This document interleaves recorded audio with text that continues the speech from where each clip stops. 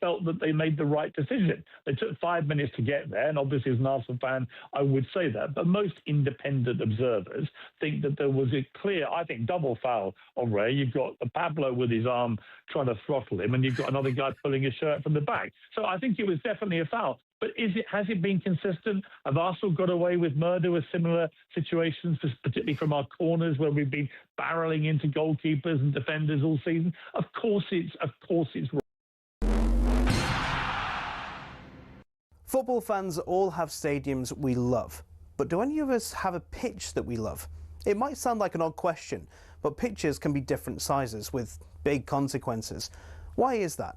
And what are the actual rules? Back when association football started, pitches could be up to 100 metres wide and 200 metres long. That's longer than Ellen Road. Not the pitch, the stadium. Anyway, UEFA wanted a standard across Europe for international matches, which became 105 metres long and 68 metres wide. But some clubs have been rebels, not intentionally, but because of the stadiums. Take Highbury, for example. It was 5 metres shorter and a metre narrower, meaning away sides had a challenge to adjust. White Hart Lane was exactly the same. And actually, when Spurs temporarily moved to Wembley, they asked the FA to shorten the pitch. The FA, very offended by the sacrilegious suggestion, said no, which in fairness could have actually benefited Tottenham because when they moved into their shiny new stadium, the pitch was exactly the same size as Wembley's. Today, Forest Pitch at the City Ground is a big one. It's 2 metres wider than any other pitch in the Premier League. But the smallest of all, Craven Cottage, just 100 metres long and 65 wide. No excuse for not tracking your man. There are a couple of crazy outliers in Europe too. At Napoli's home ground, the Stadio Diego Armando Maradona, the pitch is a whopping 110 metres long. At least they don't play on a slope like Newcastle do. There's a 2-metre incline on the pitch at St James's Park. And don't get me started on the old pitch at Yeovil too. It used to be a slant of 2 metres corner to corner and across the halfway line. So UEFA have their standards. So do the FA, but they do give pitches in England some wiggle room. Pitches can be anywhere between 90 and 120 metres long and between 45 and 90 metres wide. I mean, the rules state you can't have a square pitch, but in theory you could have one that's 91 metres long and 90 wide. Imagine rocking up to play a Sunday League game and the pitch is basically a square. So there are rules and regulations on sizes, with a UEFA standard that roughly everyone follows. But as we all know, size doesn't matter, does it?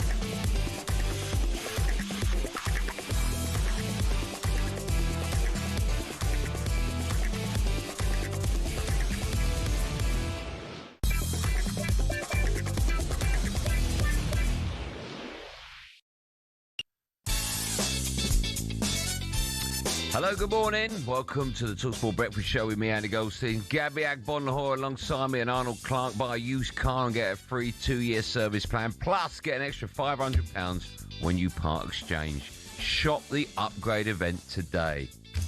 Good morning, Gabster. Good morning, Andy. I thought you were sleepwalking when I saw you. No, I'm fine, man. I'm wide awake. How are you? I thought you were sleepwalking when I saw you. Like, what's happening doing on breakfast? I was in before you. I know, mate. Yeah, but you said to me yesterday, what time you getting it? And I was like, well, about 4:45. You went arming up 20 past 5. No sign of you. Yeah, sorry, mate. Yeah, it was a late one, mate. Oh, you okay? Yeah, I was watching Spurs. I mean, it was so draining. Do you know what my favourite part of that was? What? I was thinking, I need an early night. Big show tomorrow. Yeah. When he put up the 30 minutes, I was like, that's what I thought, thanks a lot. mate. Don't, How mate. nice is that? I was in bed, I'm thinking, come on, like 4 or 5 minutes. 13. I've got to watch another 13 of that. Where was that? I don't Where was know, the 13 mate. minutes? Was there an injury? Someone down injured, maybe? But Spurs, dearie me, Andy. We'll talk about that. Dearie me. We've got a great show coming up. By Jingo, we have I'm going to be your host for the rest of the week. And boy, have we got some guests for you. 11-time, how about this? 11-time Premier League and 2-time Champions League winner. The legend that is Paul Scholes will be joining us later on today. And Jimmy White's on the show as well. Legendary. As for the rest of the week, multiple BAFTA, Emmy and Tony winning actor James Corden is popping into the studio. Comedian and actor Paddy McGuinness will be on the show as well. And we'll hear from 2-time FA Cup winner at Arsenal, now Luton Town gaffer Jack Wilshere. Done a good job there, by the way. Who did all those bookings? Who did what? Who was that? Who's opened their little black book up? It's a good week of Ellis Pickle, wasn't it? What his name is? Sorry. Where is Ellis, by the way? So He doesn't come in till 9. I'm sure, 10. I'm sure everyone on the Breakfast Show knows who everyone is, right? Yeah, so Ellis yeah. is supposedly the celeb booker, although he's done nothing this week. I've booked most of the guests for the last month as well. It's a shame, mate. He should be here. He's part of the family, right? Exactly. But it's like he gets to stay at home. He comes in at 10 a.m. The rest of us are in here at 25 past 5. No. What time? What time 5:59. What time you set your alarm for today? I set my alarm for 5 past 5. Okay. Yeah. What happened to you? What happened between then and now? I shaved my head. Don't start. Okay. So that's 6 minutes past 5. Yeah, I shaved. I had a shave. Had a coffee. Yeah. Yeah, then I walked over. Lovely outside, by the way. Do you know what a morning to walk? What's bizarre is 5 meters. when you get up at that time of the morning. Yes. Right? I'm sure everyone's obviously used to getting up at that time. Oh, everyone. For one reason or another. Usually it's the airport, right? Yes. Okay.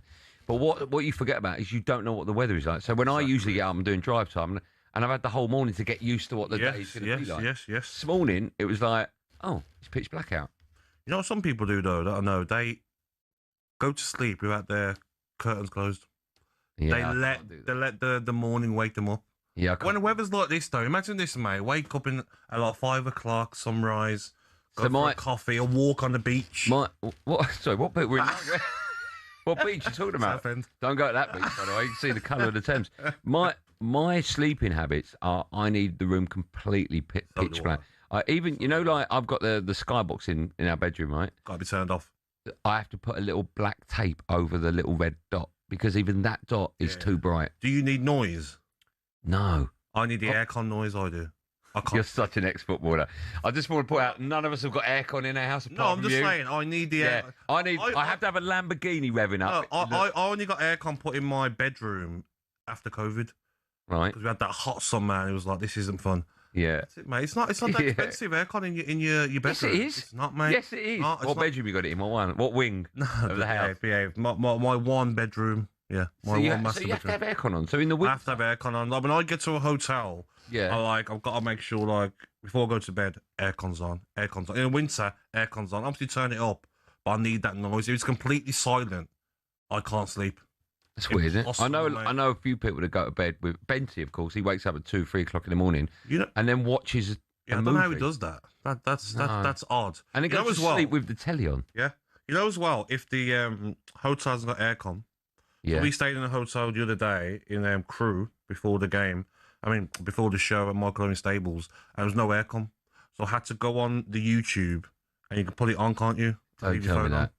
What the noise of it? The aircon noise you can have on your phone. Can we get that? Can we get that? Just so Gabby feels. So you go on YouTube, and it's probably like millions of views. It's not just me, mate. I'm not the only weirdo. You're one of next to you, and you're like, that's amazing. The aircon's on. So what, you've just chosen on YouTube the sound effect of aircon. Yes, and that is going to be like that. Yeah, and it makes you be able to sleep.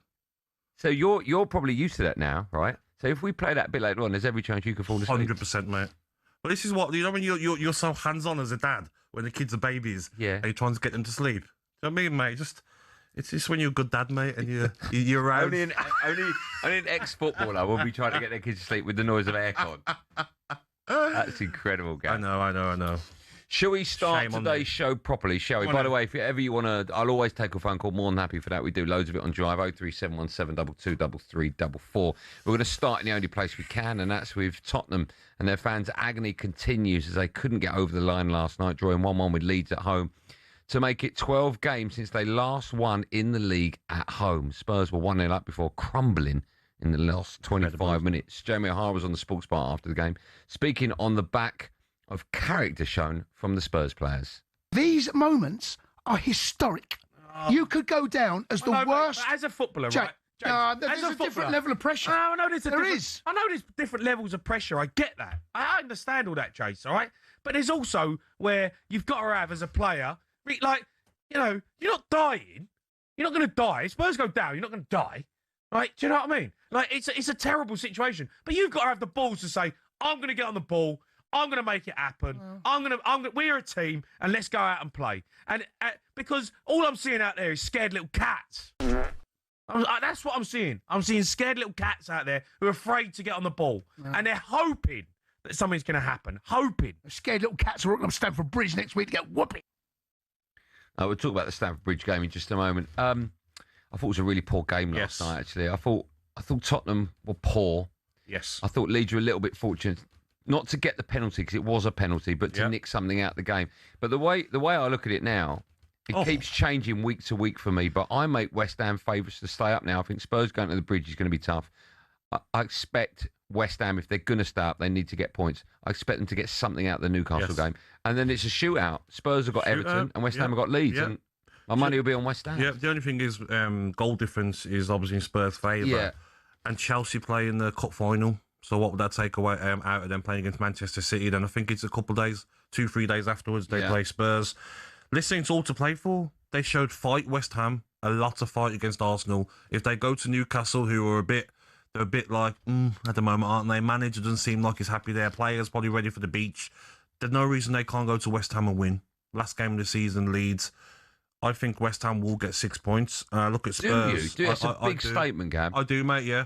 If you know you've been given another chance yesterday, you go, same team that played against Arsenal. Yeah. Maybe even Callum Wilson in there somehow because he's in goal-scoring form, 6 Premier League goals this season. Go and put it on Newcastle's toes. Go and show why you want to stay in the Premier League. You know that Chelsea always beat Spurs, but this isn't the same Chelsea that they've had in recent years. These players don't seem to turn up in the Premier League. I know, but if you look at Spurs, I just think the last couple of weeks when they've got results that they've needed, they played a depleted Aston Villa side. They were fortunate against Wolves to nick 3 points. They need Maddison. Good to see Maddison come on. Yeah, was it? We should need that. You're so right. They need great to speed. Yeah, it was great to see. Even that lift, I'm guessing, right, you've been on the pitch, Ivor. I'm guessing when a player comes back, the lift I hear from the crowd is similar to how the players next to him feel. 100%. And you just could tell by that ovation they got, okay, he knows. I've got to be the man. It wouldn't surprise me if, like, maybe not the next game, but last game of the season, he might be able to start. His club need him. Because watching that game last night, I mean, Richarlison, I'll put a bet out there, he's the slowest player in the Premier League. I would have a bet of anyone. Richarlison is the slowest player in the Premier League. The amount of times he ran through and Rodon, who's not a quick centre-half, straight in, got the ball out of him. Horrendous performance from him. Great goal by Tell. He was the only one that was trying to get on the ball and make things happen and get at players. Moani, he's got 1 goal. 1 goal, 1 assist in 27 appearances. This is a French international that'll probably go to the World Cup. Yeah. You know, I'm looking at this group of players and I'm like, Conor Gallagher. I mean, that isn't the Conor Gallagher that Spurs thought they were signing. That is not the one that was at Crystal Palace and Chelsea. No, you're right. Total different player. Defensively, so poor as well. That was a painful watch. And at times, Leeds, they're in first gear. Stepped it up a bit last 20. Yeah. And they should have won. Great save by Kingsley, by the way. Great save. Great save. What he's been through. Well, I always feel that when someone has a shot and they miss and you go, you know, because it hit the bar, right? Yeah. And you don't realise the keeper's made a... That tells you how quick that was. It was. And what he's been through as well, the Atletico Madrid game away. Yeah. I was so happy for him. Okay. Yeah. Who do you think is in the driving seat? I say West Ham. I'll only say Spurs because they are 2 points ahead. And with goal difference, it's an extra point, isn't it? So I'll say Spurs. If the bookies come on at 8:15, they'll tell us Spurs are favourite to stay up. But it's all to play for. That's all West Ham want. Should we take calls? Should we do that a bit later on? I think we should do that. Yeah, why not? 03717223344. Sorry. What? Sorry, not talking. No, we're not talking for the mic. I come out an accident, sorry. Oh, did it? Sorry. Okay. 037, there'll be none of that on this show. 031223344. West Ham and Spurs, who's favourites to beat the drop? You are listening to The Breakfast Show. It's me, Andy Goldstein, Gabby Agbonlahor. You all right? We're all waiting for them. Are you all right? I'm all right, mate. What do you mean? You look so relaxed. Do I? Thank you. So relaxed. Thank you, mate. Wonder why. Why is that? Oh, it's the aircon. I can hear it. 1 second. That's the aircon. So this is the noise, Gabby, that sends you to sleep. Yeah? This is it. Wait there. Oh, he's got to put his earphones in. Yes. See, that's unbelievable. No, it's not. That's unbelievable. It's just like someone's opened a window. Yeah, but that's that. Yeah, tell me you want to fall asleep to this. That's better than a silent room. Give me like 45 seconds after this comes on YouTube. Okay, we'll play it in the ad break. Yeah, I look at different things on YouTube. Not that. Really? No, too early for that. Come on, you lot. Keep your calls coming in 03717223344. Next up, we'll turn our attention to the back pages and who on earth is going to be the next Chelsea manager. Oh God.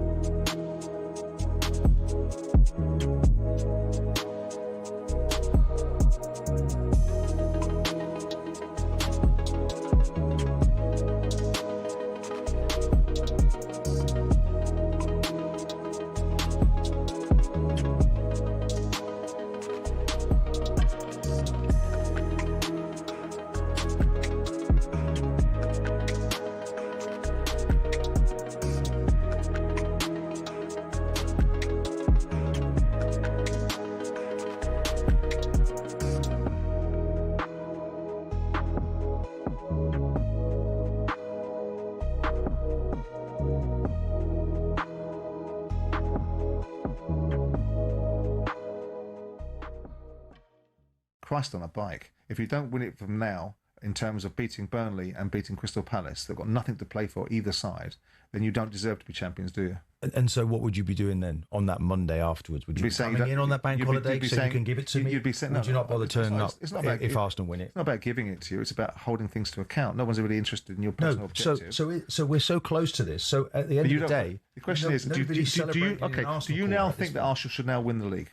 They're in as good a position. So if they don't win the league now, that would be relatively inexcusable. Well, why is he? When we get and if City were in this position, just a minute, I'd be saying the same thing. Why were you? It was a City bias. Why were you not saying that at the beginning of last week? When Man City were in that position, when Man City get a point, because I'm delighted. Only a point. I'm delighted that Man City, because I'm delighted that Man City aren't going to win the league. Who wants a monopoly? Who wants it? That? Well, why wouldn't I do? I'm not frightened of saying things. You seem to be unwilling to say certain things. You don't want to name pundits. No, because I've been in this journey before. Yeah, because you're they're very flippant. It's very flippant to what people are going to say. Well, it's very flippant to dismiss. Put your proverbial on the block and say it, and people criticise you or they won't criticise you. I think quietly behind the scenes. Have they won it, Martin? No, they haven't won it, Jim. They've got 2 games to play. Look at Man City, what we're dealing with, and creating an energy. Will Pep be there? Won't he be there? Bernardo Silva hanging up his boots to go somewhere else. There's a drive and an energy to get to the finishing line. You're up against Pep here. Let's not discount that. You have to earn this. You're not up against Pep. You're up against Burnley and Crystal Palace. That's it. And if you don't beat Burnley and Crystal Palace, no, it's like a tug of war. No, you're on that rope, and that rope's starting to come Arsenal's way. Right.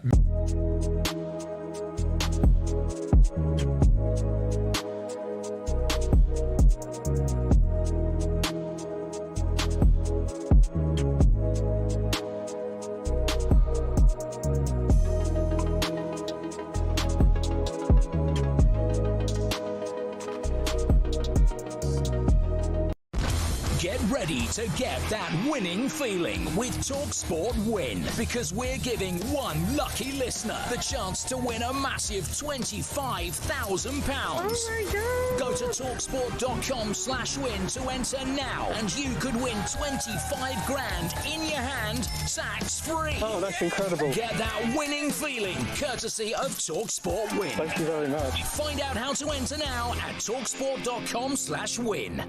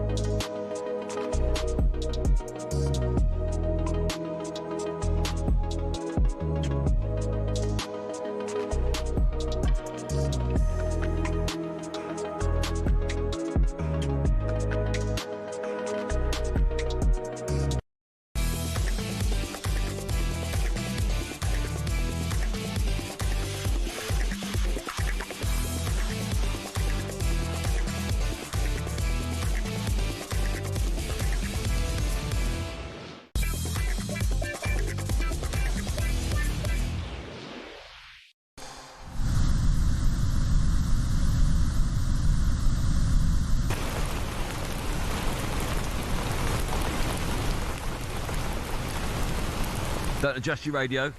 It's 6:20. It's the breakfast show. It's me, Andy Goldstein, Gabby Agbonlahor. We just found out before the break that Gabby can't sleep without the sound of aircon. It turns out everyone has a different technique to fall asleep. 90 million people listen to rain falling. Unbelievable. On YouTube. I'm in my zone. I don't necessarily think we should be playing music to force people to sleep when we're doing the breakfast show. I don't think that's necessarily the way forward. Yeah, I listened to it this morning. 5 minutes, I was out like a light. Dave, the Arsenal fan. Dave. He thinks he's got an idea as to how to fall asleep. Morning, Dave. Morning, Dave. Morning, guys. Andy, this is become an habit. I'm on my way. Do you remember I spoke to you the other Sunday? I was on my way back from my cottage in Suffolk. Yeah. Yeah, and I'm on the way back again this morning because my wife's forgotten something, so I've got to go back and then back to Will Suffolk. she forget? I can't tell you. No, yeah, I can. It's just something for work. She works from home. Yeah. And she's forgotten a connector for her laptop. No. She just wants you out of the house again, all right? There's no connector. You don't get up at 6 o'clock in the morning to go and get a connector in Norfolk. Let me tell you that. You do if you want to miss the traffic, mate. I'll tell you that now. Go on then, Dave. What's your advice to Gab? Gabby, there's a thing called... Look, I suffer from tinnitus. Okay. So there's a thing called a bone speaker. It's not a lot of money. You've got a lot of money anyway, so it don't matter. But I wish. It's about 30, 35 quid. Okay. What you do is you Bluetooth it to your phone. Okay. Obviously, you plug your phone at night. You put it under the pillow, and as your head hits it, it only works when there's the weight of your head on it. And then it starts. You can put it in. I have like the sound of a fan going, not one like cheering, like a proper fan. An air fan. You lie on it, and then when you take your head off of it, no one else can hear it. Nobody else in the bed can hear it with you. Yeah, and honestly, but I'm like you on holiday. I cannot sleep without the aircon on. Not just me, Andy. That is so. People are just so strange, aren't they? What happened? You just go into sleep. It's hard, mate. Silence. It's not. We'll find out if Sam's got a problem sleeping in just a moment. Time now for a quick coffee break and a look back at the back pages with Costa Express. The Costa Coffee Break on talkSPORT. Sponsored by Costa Express. Freshly ground Costa coffee for a quality day. Wonderful. Sam Queck is back in the studio. How are you, Sam? Good. Sam, do you want to say to me what you said? Yeah, I do. What did you say? All faces at me, Sam? I love a bit of silence, but my fella sleeps to the hairdryer. You know, like Wayne Rooney said that. Sir Alex Ferguson comes in. What time do you call I wish. You should be playing for... Go to sleep. Oh, no, you're a Liverpool fan, aren't you? Yeah, but still. Oh, okay. Would be a bit weird, though, if Fergie walked in at like 3 in. Yeah, we'd boss there, wouldn't it? Yeah, it would. You'd definitely be awake then. Well, so he needs noise, yeah. See? Like aircon, he's like just about... If there's no like hairdryer, he's like, oh, put the fan on or the aircon. See? But I think Wayne Rooney famously came out and said that he needed the hairdryer noise on. And then he told the story about how we plugged it in for like 9 hours and someone said, why don't you just turn YouTube on? Apparently it's not the same. That's what I say. Hold on, so your fella goes to sleep with a hairdryer? With a hairdryer on. The amount of hairdryers we go through because they've just burnt out. The noise is unreal. good, mate. Sorry, that's so dangerous. So dangerous. Since we've had kids, like I've been like, it's got to stop. Yeah. So every so often you'll go into the spare and I'll find them with the hairdryer. You go into the salon. Yeah. Have his hair done there. Yeah. That's so bizarre. How do you find out that you need a hairdryer to go to sleep? I don't know. It's a noise, isn't it? It's like, you must like it on an aeroplane then. Oh, I love it on an aeroplane. Oh, wow. Gone. I think I'm the only sane one in the building at the moment. So you need aircon. You can go to sleep? I can sleep anywhere. Normally, okay, fine. Better sleep, mate. Did you know the hairdryer thing before you met him? No, he like held out early. I bet he did. And then once I said the big 3 words, bang, out it came. Jeez. This comes with a hairdryer. Right, what you got for us? Yeah, well, back pages are dominated by Tottenham's result last night. Only managed to draw against Leeds. Now sit 2 points ahead of West Ham. So we've got Spurs blow it. Ain't that a kick in the head? Heaven and hell for Tell. And of course, Tottenham took the lead through Matthias Tell. Did they blow it? Was that a real opportunity for Spurs fans to just take a little bit of a deep breath? I think it does because this is not a good Chelsea side they're going to play next, but Chelsea always beat Spurs. Chelsea's fans demand to beat Spurs. Chelsea, the likes of Reece James, will be in that change room saying, like, we can help relegate one of our biggest rivals. We do not like Spurs. So you give West Ham a chance. Who do you think is going down, Sam? I would have said West Ham, but after the last 2 games, I've watched them. I'm edging towards Tottenham. Just last night, they just looked nervous. It's like they expected to lose. And then, for Tell to go and do that overhead kick. in I that don't know what position? he's doing. Is it naivety? Is it arrogance? I don't know what he's doing there. That was nuts, wasn't it? Incredibly crazy to do that. Like, now. I knew it was a penalty straight away. Yeah. The ref done the right thing. Play on, wait for the call in the ears. Yeah. Come and look. Do you think there'd be any Spurs fans that phone up and say, how can that be a penalty? No. Because it was dangerous play, right? Yeah, even if he didn't catch him, it's dangerous play, high feet. But I just look at West Ham's performances in recent weeks, and they're fighting, mate. They're showing fight. Spurs are as well, but 2 home league wins all season. Last game of the season is at home. Yeah. That scares me for Spurs. Yeah. Is it a shock? I mean, last season they finished 17th. Yeah. Yeah. Tough one. Yeah. Can I ask a silly question? So we're surrounded by newspapers, but you've come in with your iPhone with the back pages written on it. Yeah. Why is that? I just like it. Why have you done extra It's a bit work? more honed down, isn't it? I mean, it's good. All right, you just want to call me a bit of a nerd. Is that it? Phil? Andy, crack on, mate. No, I'm just saying, like, I think you're working too hard, is what I'm saying. All right. Right? Thank you. It's all right. No, I really like it. Thanks, Gab. Some of the others Let me just could take a bit of notice. I really like it. Some of the others could take some ideas. Oh, I see. Some other. Who are they? I didn't say anything. Who are the lazy ones, Gab? I can't say. Name them. Name and shame. I can't say. Okay. Well, it's definitely not Sam. Sam is the hardest working. Oh, Okay, 100%. stop it. What time are you I'll up pay today? you later, Gab. What time are you up today? 3:45 this morning. How you But I was feeling? filming The Wheel last night till 10 o'clock last night. Oh, my. Where was that? Where'd you have to go for that? Bovingdon Airfield. Where's that? Exactly. Bovington Airfield. It's an airfield with a studio on it. Okay. Bovingdon. All right. Sounds fun, but Yeah. I'm guessing. It's up the M1, proper up the M1. Yeah. An hour and 10 back into town. Oh, lovely. Yeah, it was lovely. It was good. Nice. Anyhow, right, headline 2. Okay. This one, I've got my opinion. Going Right. to see yours. The big grapple. So this is off the back of the discussion against West Ham and Arsenal and the late disallowed equaliser for West Ham last week. So for the World Cup, they're going to be clamping down on like the grappling, the contact in the box. First of all, do you agree? Do you disagree? And how are they going to police it? And my concern is that it's just going to be coming on to contact sport. I play a little bit of netball on a Wednesday, a little bit of fun, but the whole non-contact, not being able to touch anyone, for fear of being blown up for a foul. Do you know the problem? The problem is, say if you, it's a corner going on and everyone's grappling each other, or I could put my arm just there. When you slow that down, that might look like, oh, you put force in your arm there to block someone. So if I'm a defender now... Where'd you draw the line, Yeah, but I'm a defender now in the box. I'm literally coming to the stage now where don't touch anyone. Did you see Match of the Day where they had that referee on? And he was talking about maybe the answer is not allowing players in the 6-yard box on a corner. That's insane. Stupid. Isn't it? Stupid. Well, but why do we all sit and go, that's stupid? Yeah, it is. And When your team gets a corner, you're thinking it's a real opportunity. Anything can happen. And also, there'll be a moment where the ball comes over, there'll be a goal, and someone will have to VAR it to see if there was a toenail inside the 6-yard box. So you've got the same problem. But if you give the rule that, like, any grappling is a penalty, they'll stop it, mate. I don't think they will. They will, 100%. Yeah, what about the 8-second rule that came in last night? You see that? Yeah, I know. It's not been used much this season. What was that about? But I like that. You know the rules. No. You know the rules. Yeah, but someone will say that was 7 seconds, someone will say it was 9. It's like... Yeah, but I just think, like, anyone grapples, anyone pulls a little bit, it's a penalty.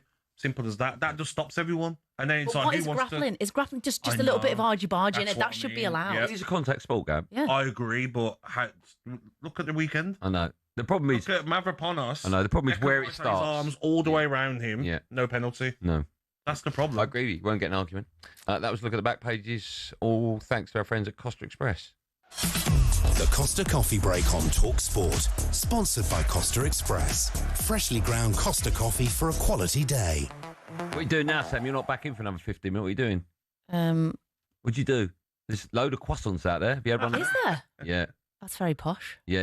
Andy brought them in. I bought a big bag Did of food. What a nice guy. Just to put a smile on people's faces. Yeah, you know, they're starving here, mate. They are starving. starving. Don't get paid. They're all gone. They're all gone. Yeah, but you had most of them, go. Every floor's come up to say. I saw Jeremy Carr walk down. He doesn't even work here anymore, does he? Sam, we'll see you in a bit. See you in a sec. Coming up, we turn our attention to the EFL playoffs, all live on talkSPORT, of course. Hull against the odds beat Mill last night to secure a place at Wembley. We bring you everything you need to know next.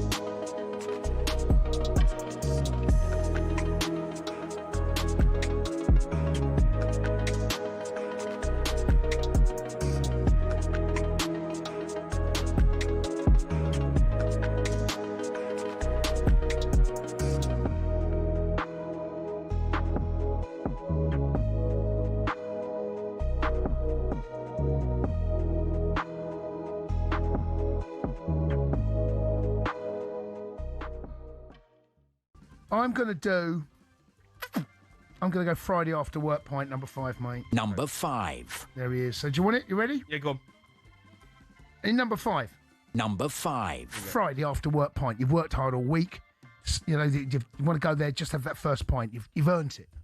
Number 4. Beer garden pint. This can happen any time of day. Good pint. Any time, any day of the week. Yeah. Saturday afternoon, meet the lads. Sunday afternoon. Good pint. Right, sun's got to be Number 3. Football pint. The football pint's in. You meet your lads, meeting up Saturday afternoon or Sunday, whatever it is. First pint, in you go. Hey, we're going to get a beer again. Yeah. Number 2. The holiday pint. Mr. O'Hara wants that one. Yeah. When you get there, you've done the journey. You've gone through everything you need to do. Passport, security checks, the journey. You get out, you smell, you feel a bit grubby. Don't care. You get on wherever you get to then you get to your destination. Bags get dropped. Sit there. You've earned this pint. Yeah, it's a good pint. Good pint. That's my favourite. There you go. Number 1. Yeah. Airport. It's the only one, mate. Airport pint. It's the only one. You're there. It doesn't matter what time. Not with lads. No. Doesn't matter who you're with. If you're with me, 5 o'clock in the morning, 4 o'clock in the morning, 3, whatever it is, that's the point. Do you know what's disappointing in this? Every spring, sports fans in Europe come together to celebrate arguably rugby's biggest annual tournament, the Six Nations. But why is it the home nations, plus France and Italy, and no one else? It all started back in 1871 when Scotland beat England in the very first international rugby match. A few years later, when they could field a team, Wales decided they'd host England and an idea was thought up. With Ireland keen, they formed the Home International Championship, which ran from 1883. In 1910, France was allowed to join, as they were developing into a serious rugby nation, and thus the Five Nations was born. France had an interesting history with the championship. They were actually booted out for paying their players in 1931, when the home nations were keen to keep it amateur. After World War II, though, France were let back in, but it remained a closed shop for more than 50 years. And when another country was let in, it was only really because the Five Nations hand had been forced. Italy was developing into a serious contender, beating Scotland, France and Ireland twice in the same year, meaning in 1999 officials got together and said yes to Italy and it became the Six Nations.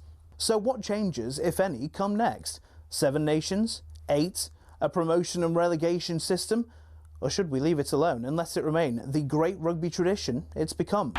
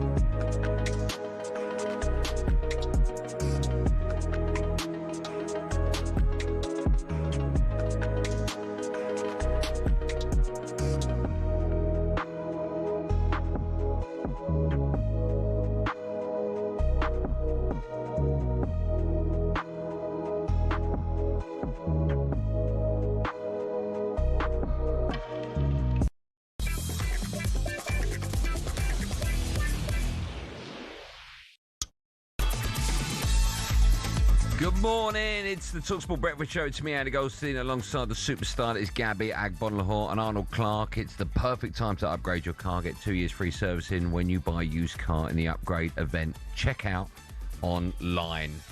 Talking about Spurs this morning, as you would imagine, after that 1-1 draw last night against Leeds. Was it a missed opportunity? Let's go to the phone line and speak to Alex. He's a Spurs fan. Morning, Alex. Morning, Alex. Morning, how you doing, all right? Good, man. How are you? You all right? Yeah, not bad. It's I guess we're a little bit disappointed not winning the game last night, but it's nothing new for us, though, is it? Let's face it. I do think that if you're going to stay up, that's the game. Not that's the game you needed to win, but I see it as 2 points drop rather than one game for Tottenham. Definitely. I really do.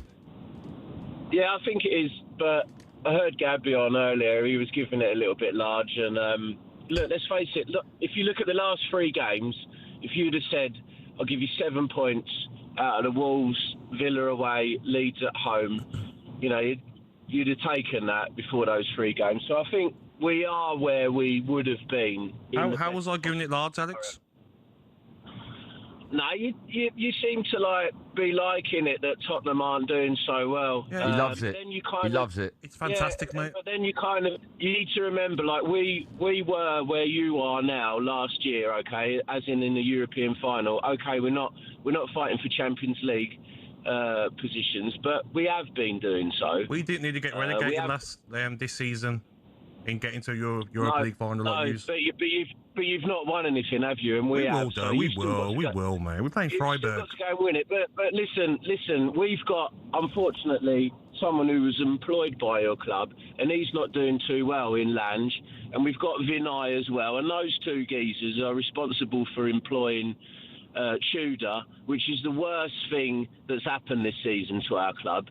And that is why we are where we are. If you'd have made the employment of Deserby slightly earlier, I think we'd have been in a totally different situation. But it's all to play for, though, mate. It's all to play for still. It's not all doom and gloom. It sounds like you lot think it. And it's. I think West Ham are going to struggle at Newcastle. I really do.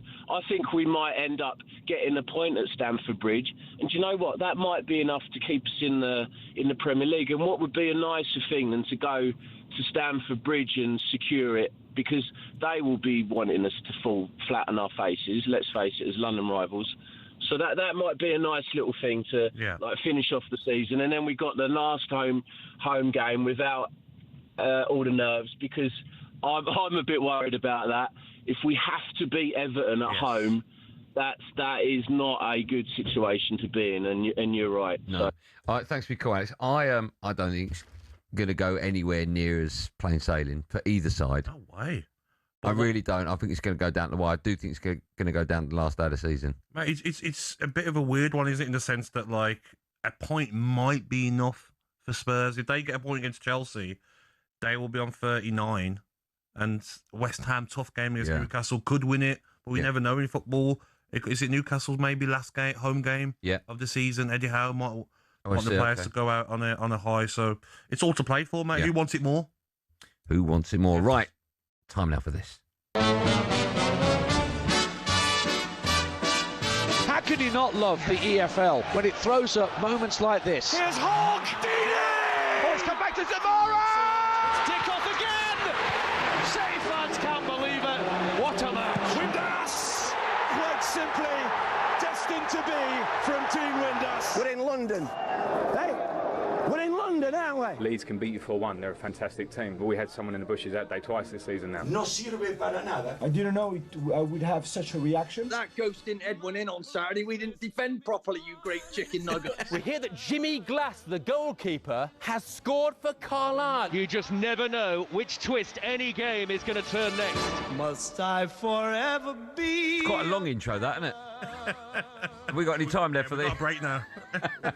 Yes, this is Ella's here on talkSPORT Breakfast. It was a bad night. It was a bad night for Millwall. Crashing out of the playoffs, a record 83 points, but they didn't have enough to get past Hull. That 38-year wait for a top division. It goes on and on and on. Let's get more on this now with former Arsenal midfielder, now talkSPORT's EFL expert, Adrian Clark, joins us. Adrian, good morning to you. Good morning, Adrian. Morning, Andy. Morning, Gabs. Thanks for coming. I watched the game. I thought up until Hull scored the first, it was quite even. But I mean, that first goal was absolutely fantastic, and then it seemed to be all one-way traffic. But you got a feel for Millwall. They're going to have to wait again, aren't they? They are, yeah. Look, I think they did brilliantly to get into the playoffs first and foremost. Like it was a real bonus for them. I don't think many people expected it, but yeah, look, there was nothing in the tie. 0-0 first leg. First half last night, yeah, there was nothing between the teams, but Hull stepped on the gas, didn't they? I think Bellumi, the sub, was absolutely superb. What a goal that was. They've got good wingers, Hull, really good wingers. Got Miller on the left, Bellumi on the right. Matt Burney as well. Scored a lovely goal, didn't he? I think Matt Burney as well, doesn't he? He's doing very well. I'm surprised he doesn't get called up to the Scottish national team as well. Yeah, they've been really reliant on his goals this season. He's been outstanding, and like Scotland aren't flush with great centre forwards at the moment, with great goal scorers, are they? And not saying McBurney would go to the World Cup and rip it up, but he's had a fantastic season. He's now going to be in the playoff final, and he'll be the player that whoever qualifies from the other semi tonight fears most, probably. So look, Hull are the data defiers, right? According to expected goals, goals conceded, they should be 23rd in the table on expected points. Yet here they are in the playoff final. So fair play to them. They're really efficient. And but they'll be underdogs, definitely, against either Southampton or Middlesbrough at Wembley. As well, Hull got into the playoffs, didn't they, on the last day of the season? It could have been Wrexham, it could have been Derby. Hull got into there. And it's crazy, isn't it, that they finished 10 points behind Millwall. Yeah. But we had the Hull chairman on last week on the Friday show with me, Sam and Alex, and he said if we get to the Premier League, you will see crazy. Like, he's made sure the fans understand that if Hull get to the Premier League, he's going to have a right go. So he's told the fans to not be scared of the club getting promoted. Interesting. Yeah, look, he's a character, that is for sure. And look, he sacked plenty of managers along the way. He's demanded good football the whole way. And look, Hull don't have loads of the ball, but they're really fast on the counter. And they're entertaining. They scored a lot of goals this season, but they would need a lot of new players for sure. First goal was top goal, wasn't it? First goal, I felt for the goalkeeper on the second one. I didn't even go in the first one, though. I was like, ooh. I know, it was brilliant. It was a brilliant finish, wasn't it? And look, the manager's good. Jurkovic, I mean, not many of us had really heard of him. I think he'd managed Dinamo Zagreb as the biggest club he'd managed. But he tactically changed it. He went to a back three for this game, and that worked brilliantly. So, Jurkovic was a bit of a masterstroke appointment. And look, Hull fans are dreaming now. It's exciting for them. They are. If they're going to play in the Promised Land, they have to get past either Southampton or Middlesbrough. That one's live on talkSPORT tonight. What is the latest with Spygate? Where are we up to with that, Adrian? Well, they're playing it down. Borough are playing it down now. They've kicked off about it, rightly so. I mean, it's a brilliant story, but it is bang out of order if proven to be true. You can't be going and spying on training and taking notes. Just not on. So look, any form of punishment is possible according to the handbook, including expulsion from the playoffs. That would be nuts. There could be a scenario where Southampton win and then get kicked out. So, I don't think anyone wants to see that, do they? No.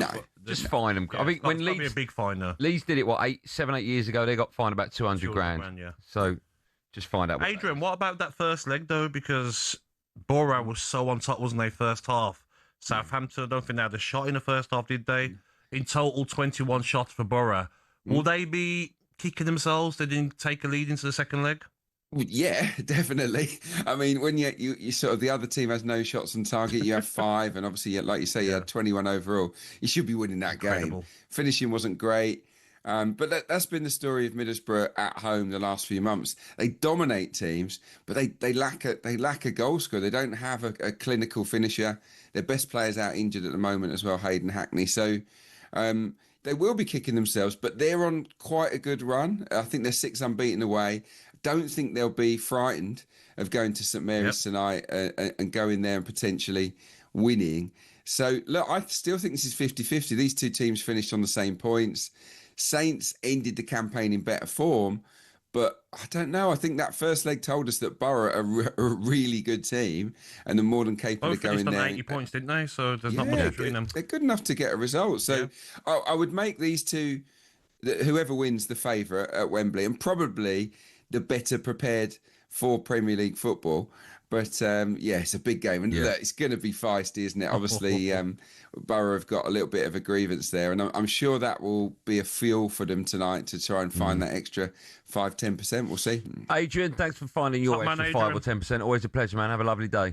Nice one, guys. Thanks, man. Have a good one. You too. There you go. Former Arsenal midfielder. Now, of course, EFL expert Adrian Clark with us on The Breakfast Show. Still to come on The Breakfast Show, by the way. Superstar Breakfast preview on talkSPORT with Travis Perkins. Download the new improved app to easily manage your accounts and quotes. Yeah, strap yourself in, my friends. A superstar show on the way. Man United legend. I'm very excited about this one. 25 major trophies, including the... You're just giving it away. I was just building up to that. Sorry, man. You can't just chuck in a skull. Dump it.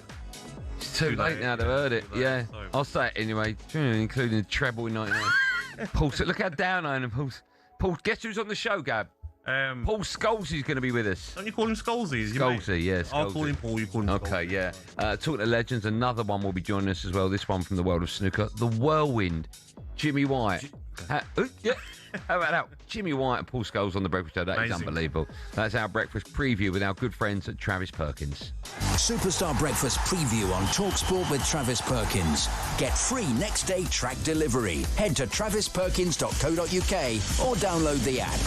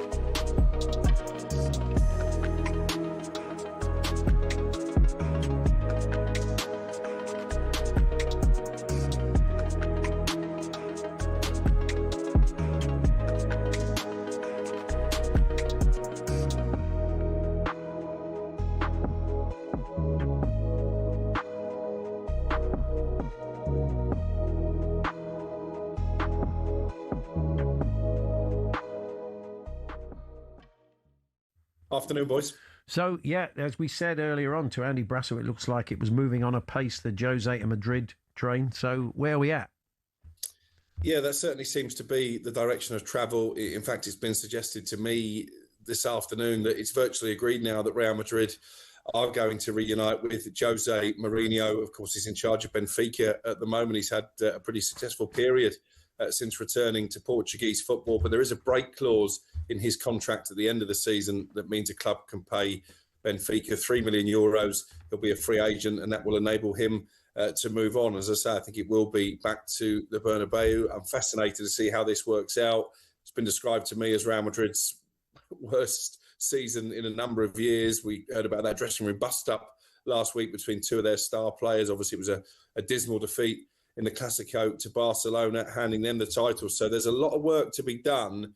But it's not the first time that Florentino Perez has gone back to someone that he knows. And I think in Jose Mourinho, they see someone who can come in and assert that dressing room authority that maybe Xavi Alonso struggled with all the egos that they have on their books. And clearly, Agbonlahor is struggling as well. Good stuff, Cookie. Thanks very much. No worries. There's Alex Crook there, and we'll keep an eye on that story. Andy Brassel was sceptical, I think it's fair to say, earlier on, our European football expert, that was going to work. But the chairman or the president does what the president wants. So we'll see what happens.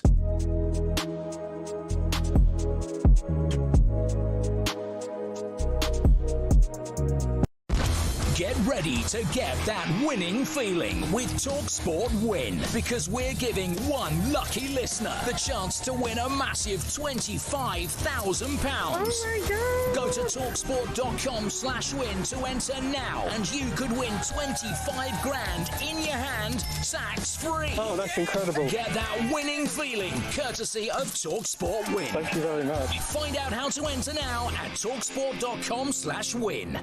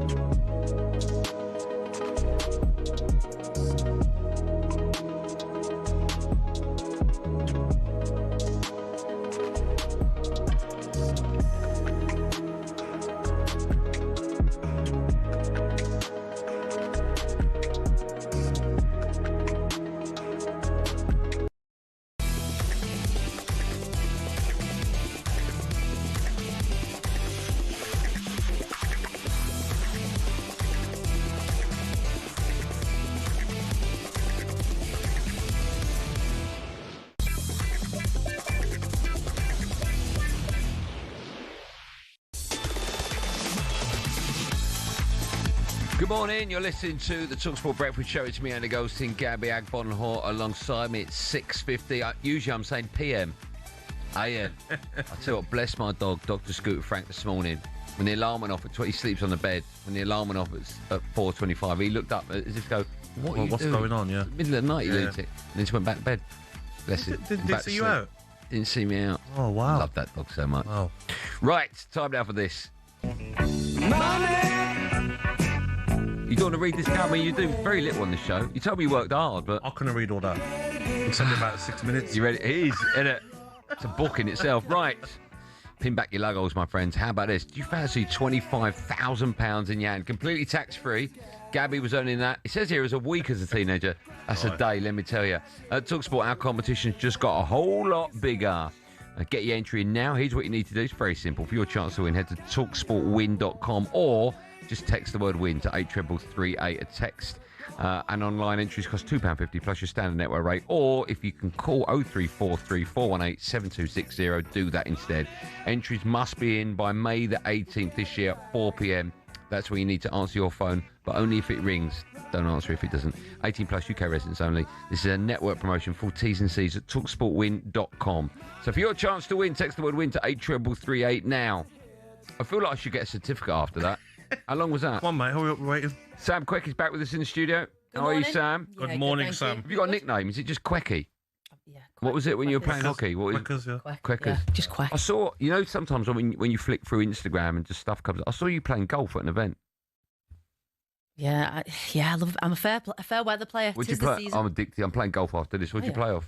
I usually go for 18. Okay. I'm one of those people. No, that's great. People think I'm a bandit off the tee. Yeah. Because I'm pretty decent with a driver or an iron. But Okay. as soon as I get in within like 100 yards of the green, No good.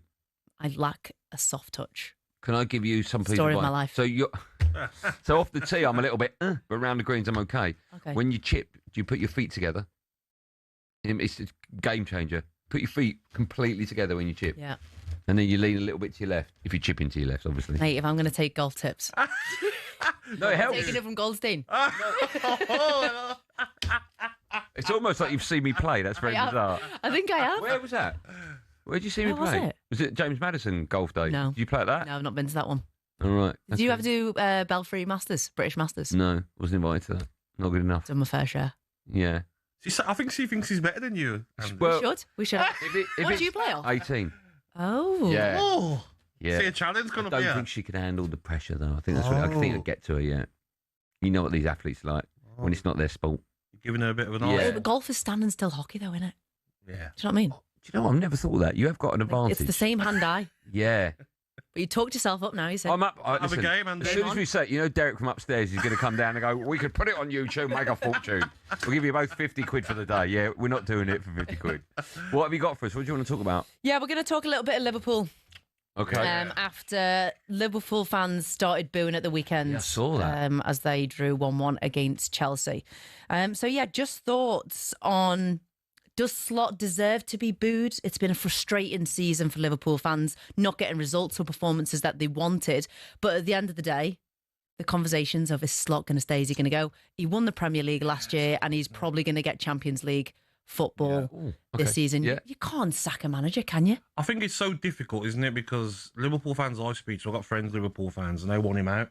But I'm with you. You won the Premier League last season, poor season this season, but the minimum you get Champions League. He deserves another go at it.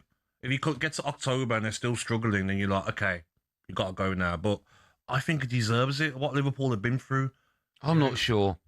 When he took over and he was doing really well, everyone's he's fantastic, better than Klopp. And I was a bit like, just hold on, because he's got one of the best squads we've seen in the Premier League, with arguably 3 or 4 of the Premier League's greatest ever players: Salah, Trent, Alisson and Van Dijk. So 4. Those players will get into virtually any Premier League team of all time, right? I was like, as soon as he starts building his own team, then we'll find out how good a manager he is. That's sort of been happening now, the transition. And I don't know, maybe this is his level. Maybe this is his limit. Are you a fan of him, Sam? I'm getting a bit frustrated with him. I'm not going to lie. And I think, like Gabby said, more and more Liverpool fans are starting to get frustrated where they wouldn't mind actually if he was to let go. But it's a good point. Last season, he had Klopp's team. Yeah. But if you remember as well, towards the back end of last season, the performances did drop off. They weren't great. So you can kind of, blame it on actually this squad's new. But he did have Klopp's team. Do you cut him some slack with, like, he didn't predict, and none of us predicted Salah's drop off. No, but I mean, that's not the manager's fault. Why? You've played, right? When a player drops off, hits you like that in your 30s. But is it not the relationship with the manager? No, I don't think so. I think he can hit you just like that. Mo Salah this season hasn't sprinted past the player. It's not been a Mo Salah that any Liverpool fan has seen. The drop off has been incredible. Van Dijk not been at his best. But that you don't lose it overnight. You know what I mean? Class is permanent, and they are class players. Pace isn't permanent. You can lose your speed like that. It can just hit you. Look at Kevin De Bruyne at Man City. There's no from Salah. I agree. He used to be that player on the wing where he would chase everything down, whether he was going to make it or not. Yeah. But is Slot a player manager? Maybe Has not. he? In my opinion, I went to the Palace game the other week. I went to the second leg of PSG. I'm getting massively frustrated, and a lot of Liverpool fans, for the lack of almost accountability and identity at Liverpool. Yeah. So you see like players making passes where it might get there, and that was never Liverpool under Klopp. It was, if the ball's going to be made, it's on, the pass is on, you make the pass, and if you lose it, you win it back. Yeah. And there just seems to be a lack of that, a lack of leadership. But do you look at like Trent's gone? No one's replaced him. Frimpong, I'm not having one. Not good enough, no. I look at Van Dijk's been off. I look at Isak's injury. Robertson's gone. Salah being off. Lost big players and not replaced them with players of the same ability. One hell of a summer for Liverpool, by the way, Sam, because next season could be even worse. Because that squad of players, Isak's got injury problems. Yeah. Always had him at Newcastle. Ekitike won't play to the second half of the season. You got to replace Salah. Gakpo's not good enough. You look defensively, they've got two young defenders obviously coming into the squad. I'm not sure about Liverpool next season. You know what? The downfall of Liverpool's really brightened up my day. So thanks for coming in. Really feel for you. What can I say? A little dig to finish it. Off. Says the United what I will say. What I will say about Liverpool fans is well done for them for getting the prices put back down, because it's very, very rare that the owners listen to football fans. There's a couple of times Liverpool fans have done that now. Everyone outside the stadium, tons of people. I think that's great. I think that's great. What are you doing with the rest of the day? You're done there, but you're staying up because you're early breakfast tomorrow. Yeah. What are you doing? Staying down. I might go for a bit of a kip. Playing big. I'm playing later. We need one more for a 4-ball. Genuinely, we do. I haven't got. Will you give me more notice if you would have invited me off the back? We'll do it next time. Next time. Okay. Yeah. We'll do that. We'll have a lovely day. I'll back you, Andy. I'll back you. Well, if you can't sleep, what you want to do is you open the window in case it rains and then put some aircon on. Yeah. Or the airdryer.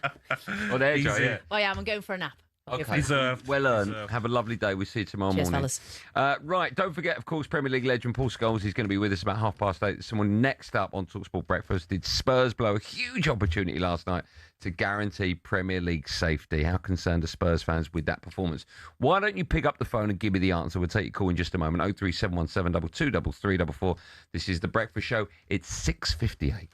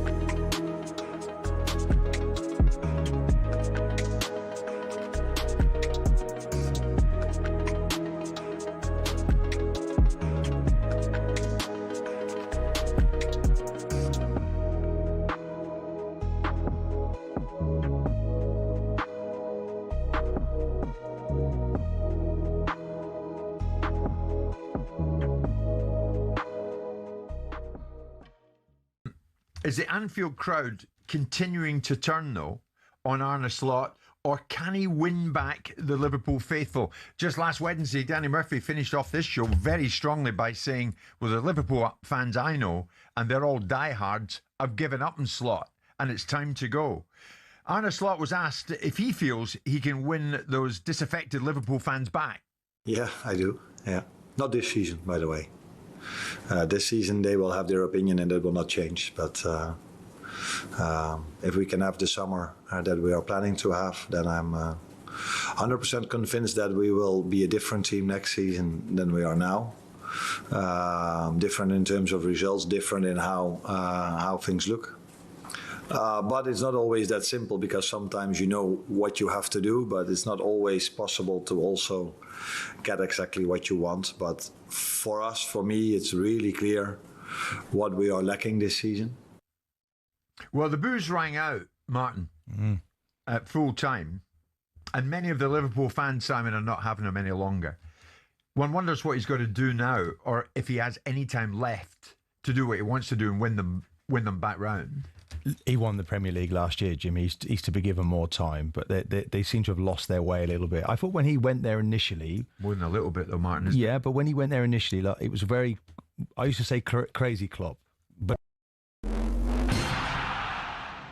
what football ground are you thinking of when someone says this? Really tough place to go. Difficult place to go. Such a tough place to go. It's a tough place to go at the moment. It was a really difficult place to go, always. But what are the toughest places to go, really? We've scoured the planet to find out. Forget a cold, wet Tuesday night in Stoke. Try playing in a blizzard 220 miles inside the Arctic Circle at the world's northernmost professional club. When Chelsea lost at Tromsø in Norway in the 97-98 Cup Winners' Cup, a massive snowstorm hit at half-time. These two boys and their brooms were absolutely no match for it. We're staying in Scandinavia for Scotland's toughest away day on a windswept cliff in the Faroe Islands. In Euro 2000 qualifying, Craig Brown's men were taken to fishing village Toftir. Kevin Gallagher called the pitch a cowfield and the wind like Pittodrie on a bad day. The Faroe Islands part-timers equalised in stoppage time, leading to these absolute scenes, and still one of Scotland's most embarrassing results. Daft little ground, silly game. But away trips don't come any tougher than a lung-busting schlep up the Andes to face Bolivia in La Paz. But now the Bolivians have taken home advantage to another level. The country's highest city, El Alto, 4,100 metres above sea level. Grass doesn't even grow up here. Bolivia have not lost here yet. The longest unbeaten run in any professional league ever belongs to Red Star Belgrade, or Crvena Zvezda if you must. They've gone 7 years without defeat at the Rajko Mitic in Serbia's Superliga. Their fans are pretty intimidating as well, but they're not as loud as this mob. Galatasaray's Ali Sami Yen Stadium's officially the loudest in world football. In a derby with Fenerbahce, Galatasaray fans set a Guinness World Record of 131 decibels. That's louder than Motorhead, and pretty tough to carry out your manager's instructions when you can't even hear them. However, our most intimidating away day is in Wales, where cameras can't enter and players can't leave. HMP Prescoed. This prison team was briefly kicked out the Gwent League over concerns about young opposition having to go in there. Now that's a tough place to go. Early June 1939, Germany, always a tough place to go to.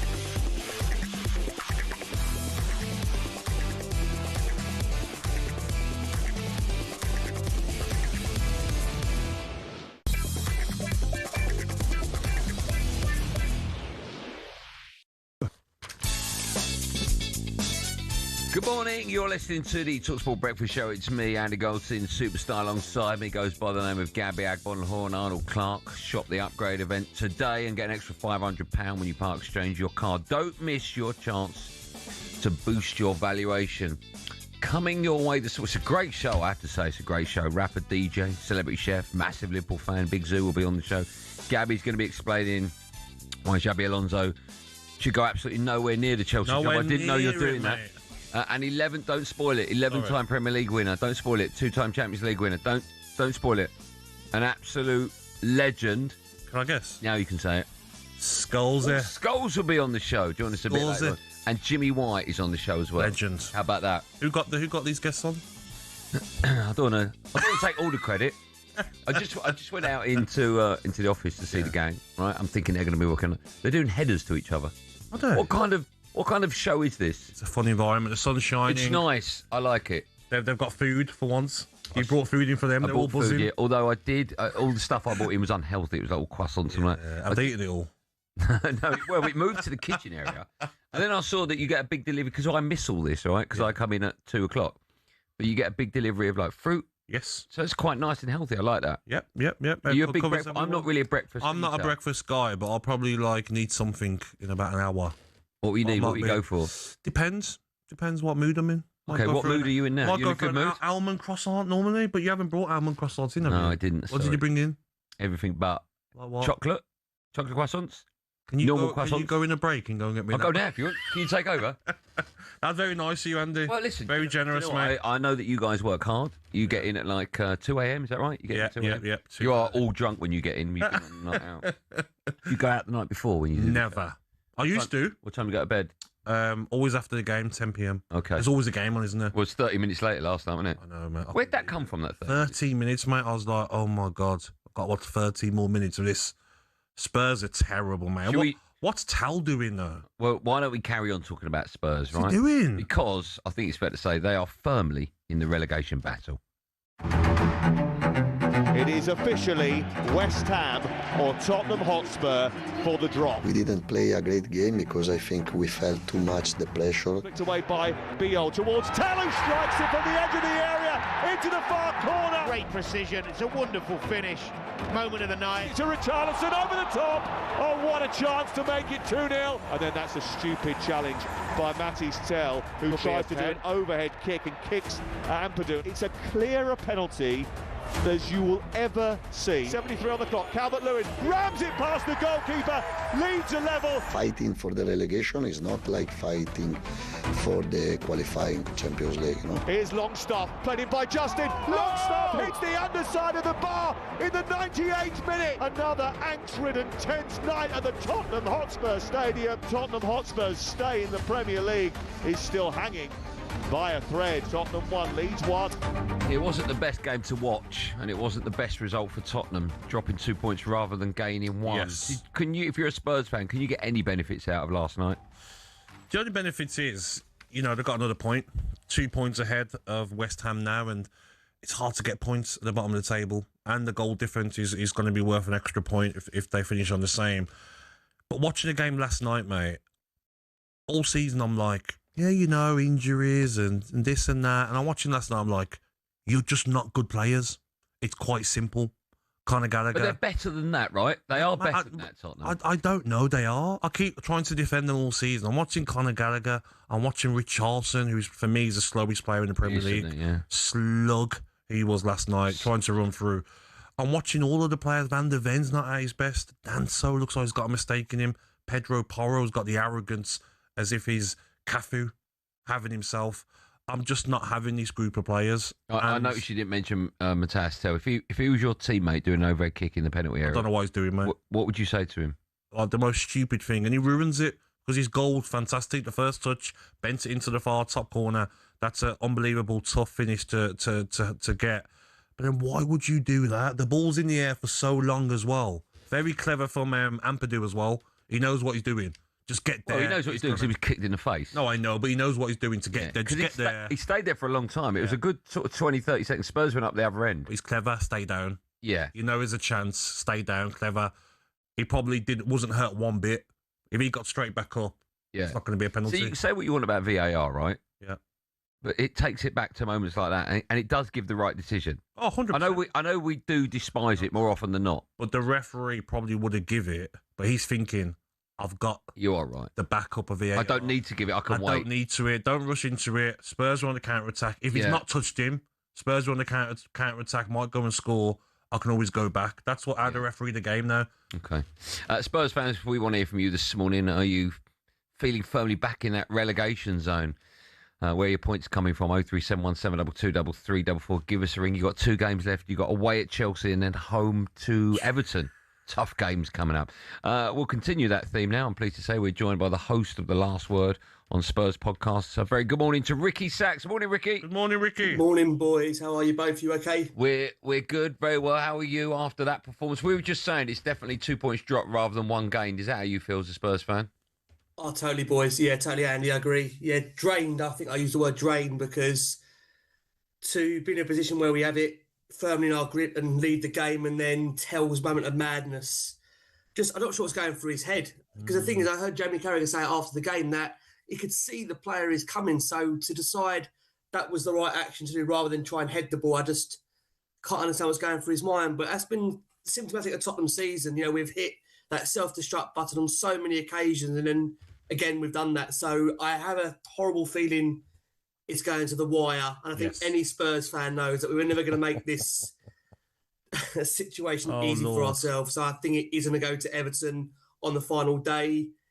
And I think it's hard to sit here and say for definite we're definitely going to stay up, despite the fact that we sit here 2 points clear of West Ham. The extra, you may say it's an extra point because of the goal difference, but I think it's going to go to the wire, boys. I really do. Yeah, I just look at the game for West Ham on the weekend against Newcastle away. I think they get something there.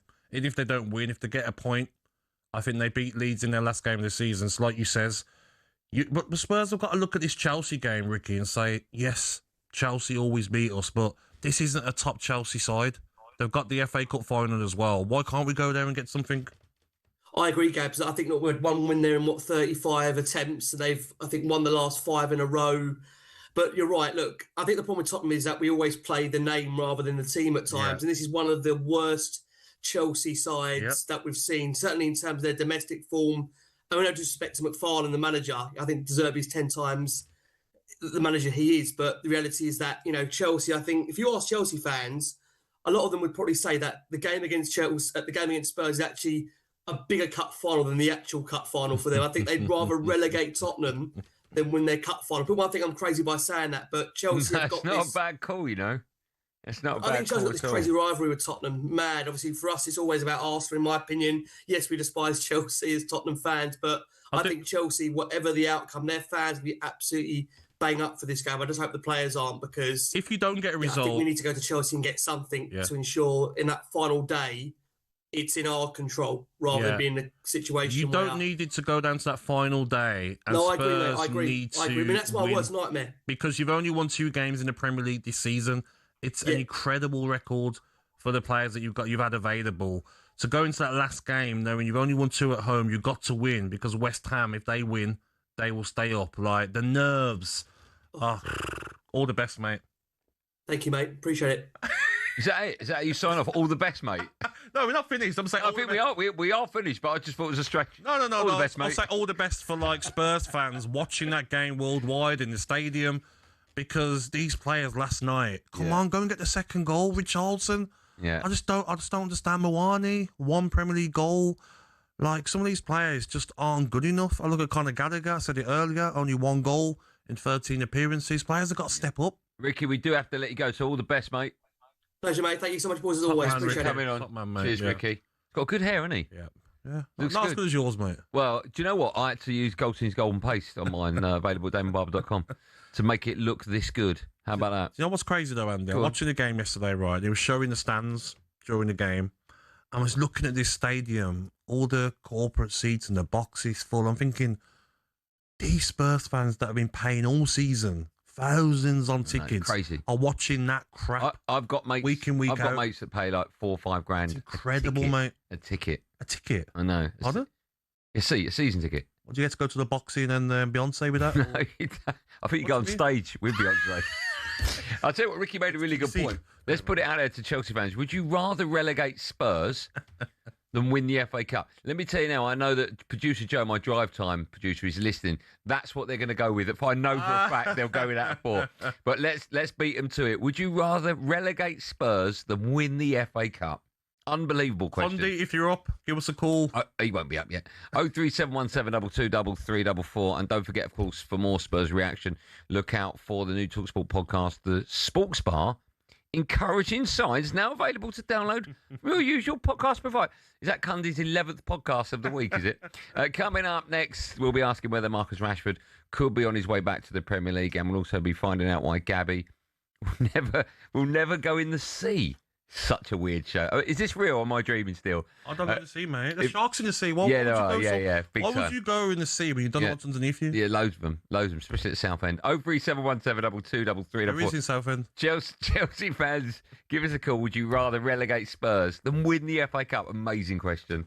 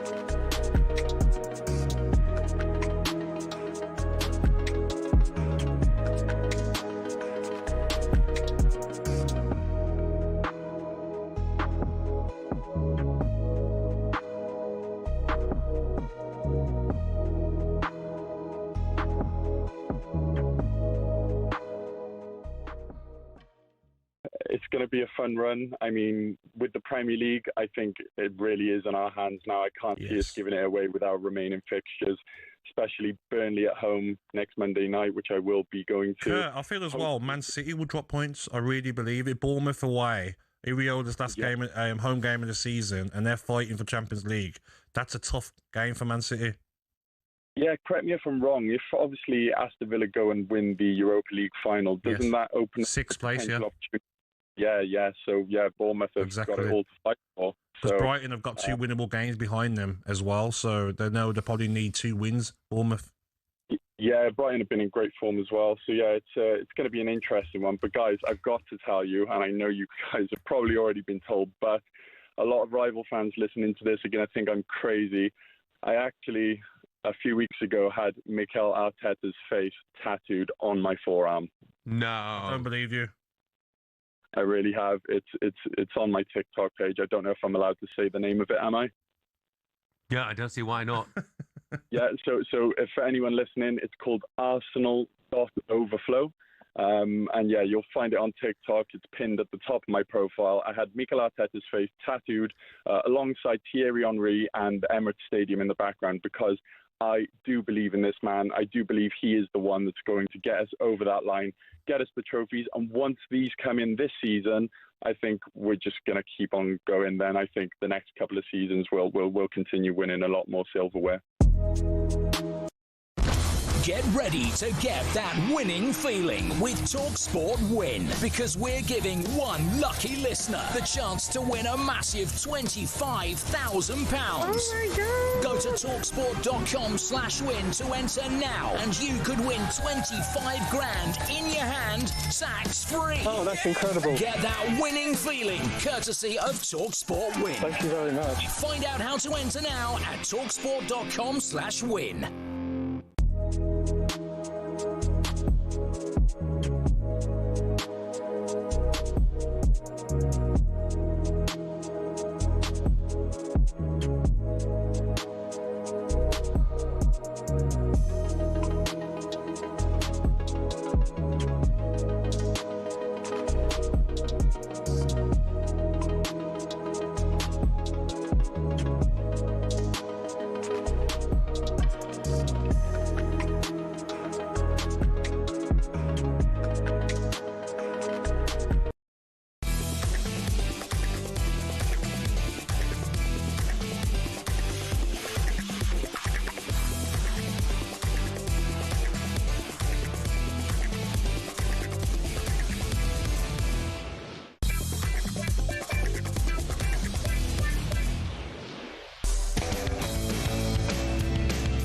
Good morning. You're listening to the talkSPORT Breakfast Show. It's me, Andy Goldstein, Gabby, Agbonlahor. It's 7:20. Round about the time I usually get up for the school run. You do the school run? I do sometimes, yeah. Oh, okay. I hate it. I used to hate it even more. The worst bit is having to talk to other parents. I don't like talking in the morning. I think it's the parking. Why are you parking? You're not just dropping off? No, but you got to take them in sometimes. Oh, have you got that? Why? How I'm talking about like over my father The years. Sometimes, no, when the kids, when my two elders were younger, you had to obviously like park to get into the car. Okay, right. Just illegally park, right? That's what you footballers do, isn't it? Get a ticket, 50 quid. To be fair, like now, sometimes you have to, mate. You've got no choice. And you get some right Karen come over. You can't park there. Yeah. I'm like, where do you want to park? The kids are coming out to school. The poor kids. The poor kids. When I drop my little one off, there is a big sign that says, do not stop. And I always park there. My little one's like, Daddy, you can't. And I'm like, I do what I want. Well, you know when people live close to schools? Yeah. I feel for them. Because people will block someone in their house. Yeah. Imagine. Can I say, I'm not going to name names because it's someone connected to talkSPORT. Oh, okay. Right. An ex-footballer. I'm not going to name names. Okay. If he's listening, obviously he knows who he is. Yeah. Lives opposite a school. Oh, yeah. No, right. No. Lives opposite the school. Both my kids went to their first school. Yeah. He would come out swinging a golf club. Would he? Getting people to because they would Move park their up on. cars, Yeah. He would park up on. To block you in. Yeah, he would come out at like 7 o'clock in the morning swinging yeah. a famous ex-footballer. Yeah, but He mate, knows who he is. But mate, if say you're running late for the school run and you're literally getting there, the kid's waiting and you're 3, 4, 5 minutes late, there's nowhere to park. No. So if you have to block someone in, so be it. I'll be 5 minutes. It's fine. You don't need to go anywhere. Happens all the time. Yeah. Chaotic. Can we tell you who it is? Yeah, go on. So say how kind of. You'll be fine, mate. I don't want to throw Ray Houghton under the bus. That's it, Ray Houghton. Okay, it comes out of a golf club. Incredible. Amazing, isn't it? People don't like it, mate. No. Do not be Sorry, parking Ray. in the wrong place. Love Ray Houghton. Right, Ricky Sachs, big Spurs fan, was just on the show, and this is amazing. Just said that Chelsea fans would rather relegate Spurs than win the FA Cup. It's certainly something Drive will be going with a bit later on. Grant is a Chelsea fan. He's got the answer to that, maybe. Hello, Grant. Good morning to you. Grant. Hello, fellas. You all right? Yeah, we're good, man. How are you? You all right? You ready for the day ahead? Oh, mate, I'm all ready. I'm a funeral director, so I'm on my way into work for the day ahead. But the thought of Chelsea relegating Spurs rather than win the FA Cup, I'd take that all day long. Would you really? I would. They've won many FA Cups, haven't they? Wow. I'll tell you why, right? Yeah. I'm glad you asked. I'll tell you why. We've won enough over the years. I will happily take this one season where we've been really poor. I think everyone agrees we've been really poor. I would take this one season for us to relegate Spurs. I get it, mate. And not win anything. That's amazing. Totally get it. Look what we've won over the years. But to relegate Spurs, a perfect situation would be for us to relegate Spurs, and if we were in a position to stop Arsenal winning the league, that would be perfect. Yeah. I think as well, Right, that's amazing. Well, I think you look at it as well. Imagine the atmosphere in that game. If they could, they're not going to happen. It won't happen go this to the week. last game, Yeah. but if they can help send Spurs down and Spurs fans, that'd be amazing. John's also a Chelsea fan. Morning, John. Morning, John. Morning, chaps.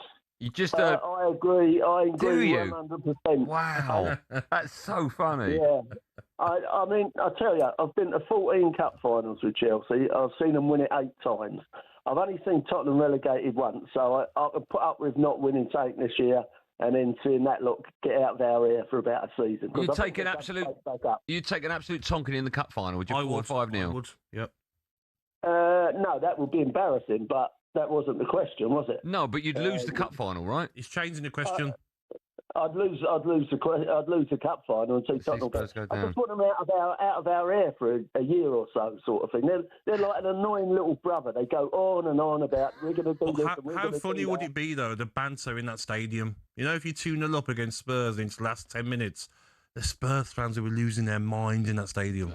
That would be insane. Be incredible atmosphere. I'm amazed. But thanks, John. Thanks, James, as well. Are you surprised? I'm not. I mean, you want to Chelsea. win a trophy. I get it, but Chelsea look at this season and say, "Yeah, we win the FA Cup." It won't change the season. Right, but you're you know what? It's a bad season. Finish here. These players are a joke. New manager's got to come in. But if we can send Tottenham Hotspur to Lincoln away, do you know what I mean? Horrible. Spurs versus Millwall. Woo.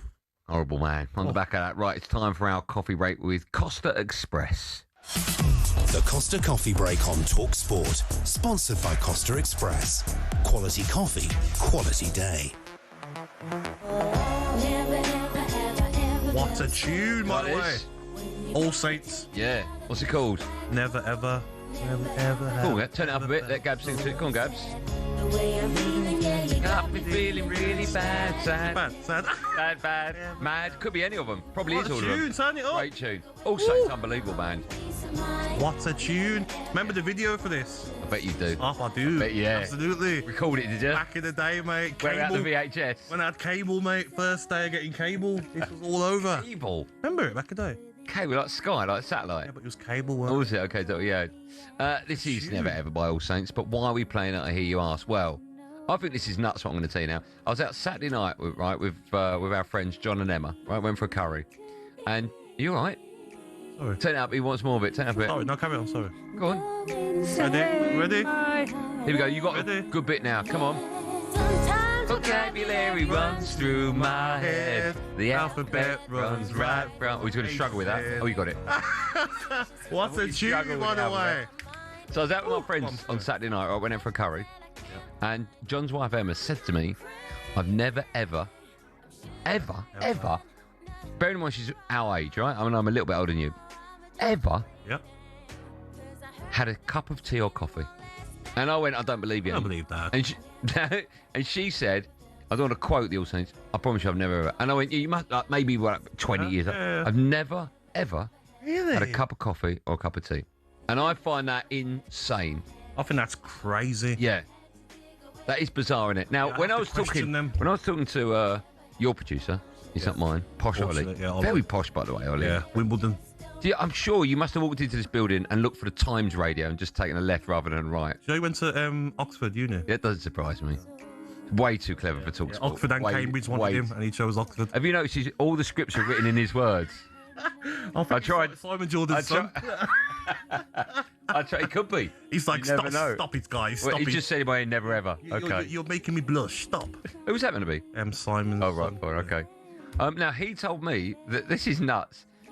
That you've never, ever been in the sea. Listen, I've been in the sea, but right by... A boat?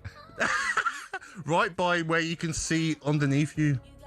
What? I'm talking like right by the sand. Yeah, right by the sand. What do you mean see underneath you? What are you talking about? Like, I can't go in the sea. I don't know what's underneath me, so I can put my feet in close. You just couldn't, like... my feet can touch the floor. Yeah. I'll go in. But if you had, like, a life jacket on... No. You can do that. Mate, you just dangle in.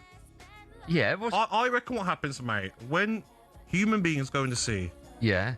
You set off an alert to sharks and they're coming to where you are. But there aren't sharks in every sea, you know that. Yeah, but most. No, not most. Okay, then. So you're telling me, right, you were going on holiday. Say you went to I do this, by the way. Australia, right, or Florida. Would you go deep into the sea on a boat and jump out and have a fun time? Maybe not in Florida, there's crocs about, but I'd certainly, when I go to Spain or Greece, I would go in the sea, yeah. So you don't I'll get on a pedalo. No, of course there aren't. Come on, now. when did you see a crocodile in Greece? Oh, come on. Crocodile? What about sharks? I'm about sharks. The shark. I don't mean the sharks in Greece, Gab. There is, mate. Okay, Spain. Only on the beach selling stuff. Is there sharks in Spain? No. I don't think there's... You are... I went right on... I took the kids a couple of years ago to Mallorca, right? Yeah. And the sea was so choppy. We went out to the jet skis, right? I had to go all the way into the middle of the sea to these jet skis. And my son wouldn't come on. My 15-year-old son was like, no chance. And when I was on it, my daughter was on the back with me. Then my missus was on the back with me. And they were holding on so tight. 7-seater. But, mate, I was like... It was so choppy, but I was not falling off that jet ski. Can I just say, because we got a panic attack. We got to go to break, but I just want to mention this, right? Because otherwise we'll miss it. He told me yesterday when I spoke to him, and I actually called him a liar because I said, "There's no way this is true. You won't go on a balcony." No. Why won't you go on a balcony? Oh no, I'm going on a balcony. If it's like like you're not high up, I would. But when you go to these hotels, it won't be on the ground. Otherwise, it's not a balcony. Oh, but you're on about like a balcony, like 40 floors up. Yeah, never ever. Okay, what floor 14 here? I wouldn't go on a balcony. Well, so where the canteen is here, and you can go outside, that's a balcony. Yeah, but I'm talking about like a balcony in a hotel room. Right, you wouldn't do that. So when you go to Vegas, right, the hotels in Vegas and Miami, the balconies are so, mate, they're up to like just above your Yeah, but they're part hamstrings. of the building. They don't just bolt them on the end. No, it's not like a Lego. I know, but like, I just don't know, mate. Like a sleepwalk in the balcony and like, nah, I don't like it, mate. I'll tell you what, let's take some calls on it in a moment, right? If you've never ever done something as nuts as gone on a balcony, all right, tea or coffee, that's insane. Do you know when I used to go to Vegas, because it was a bit of a wild one, I would always suitcases in front of the balcony. So you just know to not go out there, locked, properly. No, in case you forget. In case you're like you had a bit of a wild one, like I'm not going out the balcony. There's no after party on the balcony. The balcony's closed, out of order. But you're closed. Roller coasters, roller coasters. I'm with you. Roller coasters, I'm with you. Let us know if yours are weird as Gabby. 03717222334. That was all thanks to our wonderful friends at Costa Express. The Costa Coffee Break on talkSPORT, sponsored by Costa Express. Quality coffee, quality day.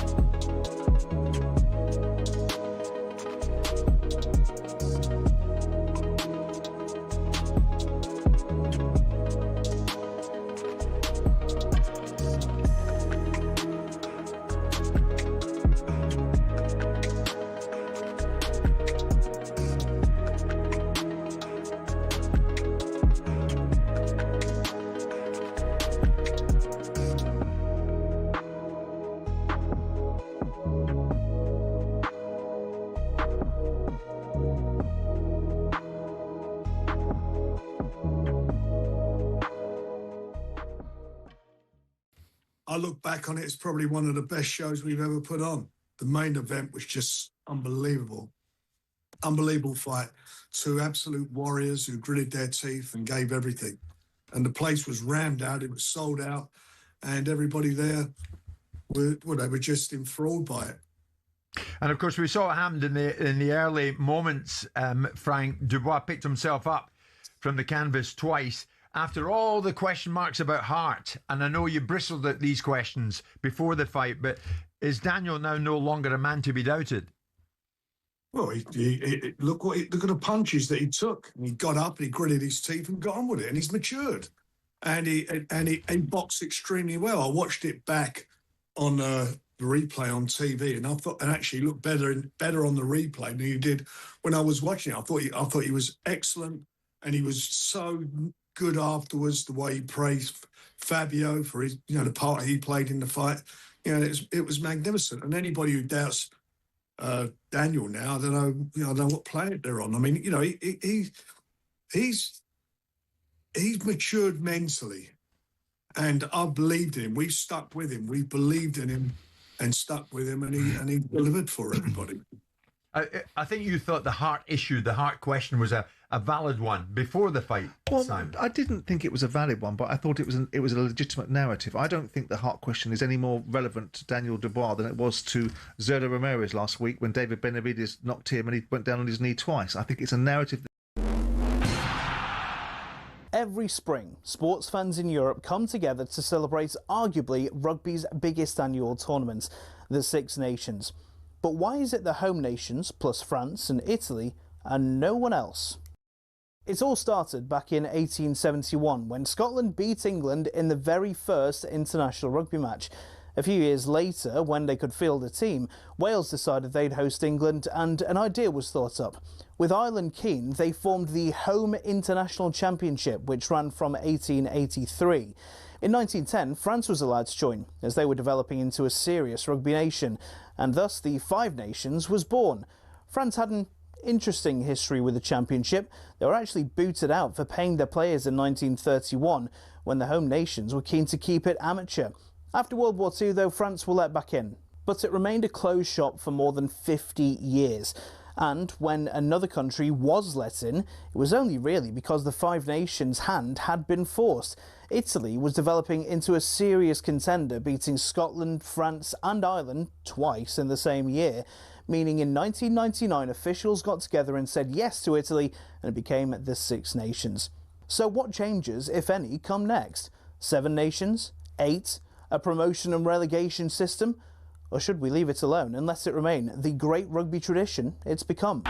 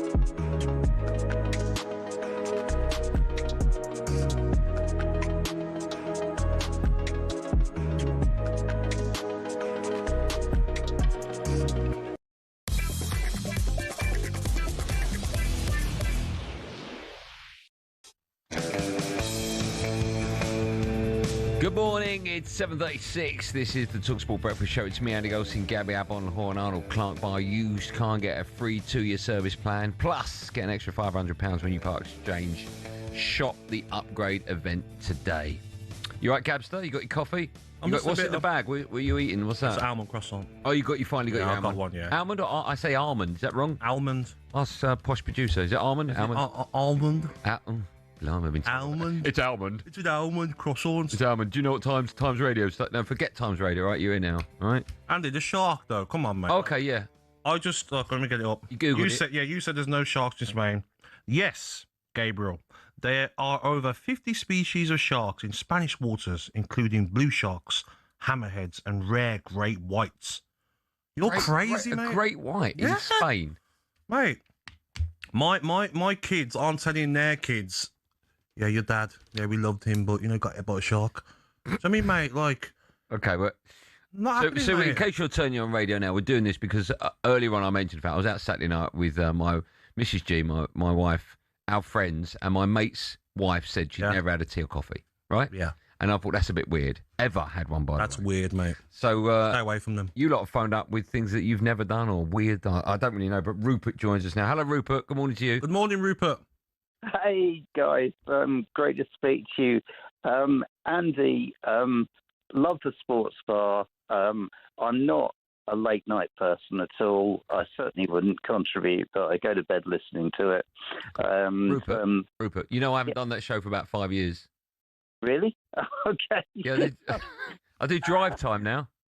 Oh, you do drive time? Yeah. Okay, well, that makes me sound stupid, doesn't it? But no, not at all. Listen, if you don't know, you don't know. But from now on, I'm guessing, tuning into drive time, right? Yeah, absolutely. Although, don't bother today; it's going to be absolutely rubbish. Well, I'm probably going to be at work, which is why I hadn't noticed the shift. To be okay, that's fine. That's fine. What would you like to say, Rupert? Well, I was just going to agree with Gabby about the balcony thing. I mean, people think that I'm absolutely insane because I live in Ryde on the Isle of Wight. I'm a Portsmouth supporter. I live in a Grade 2 listed building. I'm on the top floor. There are only 2 balconies to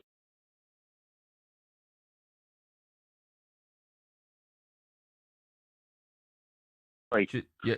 It's okay, mate. You can't swear. Carry on. Just be careful with your language. Yeah. Yeah, I'm really sorry about that. I so didn't expect that from Rupert. You I have to be swore. honest, How dare you, Rupert? Out of every caller that we'll ever take on breakfast or any show, someone called a posh Rupert phoning up. I never thought that language would come out your mouth, Rupert. That's incredible. Sorry, Strike one, Rupert. I'm blooming terrified. Too late now, isn't it, Rupert? You know what you did, Rupert? Oh, I've killed the whole show. Yeah, you haven't. But you agree with me on balconies? Like, there's no reason to be on them. Can I ask Rupert? Are you in your house flat now? Yeah. Go out on the balcony for me. Really? Yeah. Go out. I want to see what you like when you go out there. Can you do that? Yeah, I'm just going right now. What were you doing? What are you shaking, Rupert? Were you sitting down by any chance? I do that noise. Just get up. Talk us through it. Where are you now, Rupert? Right, I'm just walking through to the lounge area. Remember, no bad language from here on in. Yeah. No, if you're scared, don't swear, Rupert. Honestly, that was really out of character. I'm so sorry. That's okay. That's fine. That's absolutely fine. Tell us where you are. It was a complete mishap. Right, I'm about to get on. Okay. Deep breath, Rupert. I'm with you, Rupert. I know what you're going through, mate. You can do this. How funny would it be if we went out and there's sharks on the balcony? So I can see the pier. Okay. Are you on the balcony? Yeah. How's it feel? I can see the pier. I can see the car ferry. I'm worried now. Be careful, Rupert. Be careful. Yeah, go back inside now. Go back inside. Sit down. Go for a lie down. Well done, Rupert. Redeemed yourself. Are you all right? You good? Oh, yeah, just about. Okay. It's not nice, is it? No. No, the only time I go out there, guys, honestly, it's to what, blooming clean the windows. I'm with you, mate. There's no need for balconies, mate. No. Rupert, thanks for coming on. We'll let you lie down. Thank you, pal. Rupert. Thank you, mate. All right, cheers, guys. Thanks, Bye. man.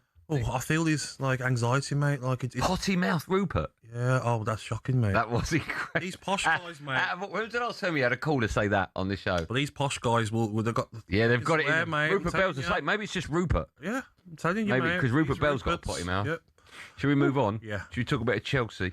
They're on the hunt for their next manager. According to reporter Ben Jacobs, Chelsea hope to appoint a successor to replace Liam Senior before the World Cup starts. Xabi Alonso is currently a leading contender, and Chelsea have already made contact with the former Real Madrid and Leverkusen boss. Alonso is keen on a Premier League job this summer. I think this is one appointment that Chelsea have to get bang on. They can't afford to get this one wrong. They really can't, can they? I don't think it will work. I really don't. One of these group of players, if I'm Xabi Alonso, I'm not going anywhere near it. They've shown themselves this season. That performance against Brighton, Andy, for a Chelsea squad of players, that's not what you'd ever imagine. Look at Chelsea's last 25 years, even before Abramovich. We had Gus Poyet on yesterday. That would never happen. They've lost 6 out of the last 7 games. Lost 6 of the last 7 games. I know they're as low as I can remember Chelsea. Low, yeah. But then if a big job comes along, and Chelsea is a big job, right? It's got to be changes though to how their transfer policy will have to change. Otherwise, no manager will go near it unless it's a manager who just wants a paycheck. Then no problem. But I'm sure Xabi Alonso will make sure there's changes. He can bring in younger players. I mean, older players, experienced players. Yeah, you need that. You need that. You've written 5 reasons, right? Yeah, as to why Xabi Alonso shouldn't go to Chelsea. If they don't change their ways, the first one is the club is more focused on profit than success. You know, they like bringing in younger players. I agree with that. They've got resale value. When Arsenal, look what Arteta's been able to do, create a squad of players that are going to go and win something. This is the main one. You'd have to manage Garnacho. The ego, the lack of quality. Yeah. You know, that's the player that I'm sure Xabi Alonso will say, okay, you can go. You're the first one out. Their best players tell the world they want to leave every international break. I mean, every player knows you don't speak to the media unless the club say so. I knew that when I played. Do you know what I mean? When we try and get players on, and they'd have to ask the club first. Otherwise, they get in trouble by the club. Yeah. I think you've had that probably before on your shows. You try and get a player for it, and they've got to ask the club. And you've got Cucurella flirting with Barcelona. You've got Enzo Fernandez flirting with Real Madrid. These teams don't want you. No. These teams don't want you. Are you winding me up? I wouldn't go anywhere near those 2 players if I was Barcelona and Real Madrid.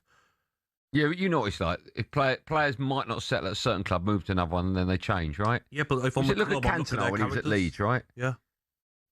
All his career up until when he went to Man United, he was a handful. Got to Man United, got the right manager. Yes. He was a totally different player. player. Just look at characters. Do you know what I mean? Managers talk. Yeah. And you see what they're flirting with clubs. And no offence, I don't think they're good enough for those teams they want to go to. Also, you have to listen to 5 sporting directors who want to tell you what they think. That's insane, yeah. If you're the manager, you're like... Yeah, who's running that club? I want one person that I need to speak to, not 5 of years. I've got to explain this, explain that. And also, is it the secretary? Is it the club doctor? Is it the sports science guy? Is it the physio? They're telling you what player can play a certain amount of time. Imagine Xabi Alonso going in and I know it's like you said the other week when we done Drive, that it's the way of the world now in football, but imagine going in and we got, okay, this is your first day, but so Cole Palmer can do 60. Lavia can do this before. 50. Gab. I know, but we've had it before. The doctors know. I agree with that. Got a sore calf, so he can do 55. Sore calf. Don't underestimate sore calf. Who do you think we've got to move on a bit because we've got so much to cram in? But where do you think? Sorry, where do you think Chelsea should go? I'll go and get Marco Silva. Okay. Chelsea fans hammer me for saying it, but I just think he's got that that anger about him. That pre-season, he can go into that football club and literally just put some fear into the players. They need a bit of fear, mate. Chelsea fans, you can have your say on that. We'll take calls. He's a good manager. What time? We were off at 9, right? Only do 3 hours. Is that right? I'm signed up for 10, 4 hours. incredible, mate. I need to speak to my agent. Incredible. Reminder, talkSPORT is your place there. Live coverage of this weekend's huge FA Cup final as Chelsea take on Man City in a bid to save their season. That's the FA Cup final live on talkSPORT this Saturday. Still to come on the breakfast show. Superstar Breakfast preview on talkSPORT with Travis Perkins. Download the new improved app to easily manage your accounts and quotes. Can't wait for this. We're going to be joined by the legend that is Paul Scholes. He's going to be live on the show. I'm very excited to speak to Mr. Scholes. We'll be chatting all about Man United in England with him. Huge snooker legend, the whirlwind Jimmy White is also on today's show. Next up, though, huge Liverpool fan and rapper Big Zoo will be joining us. What a lineup. That was our breakfast preview with our wonderful friends Travis Perkins. Superstar Breakfast preview on talkSPORT with Travis Perkins. Get free next day track delivery. Head to travisperkins.co.uk or download the app.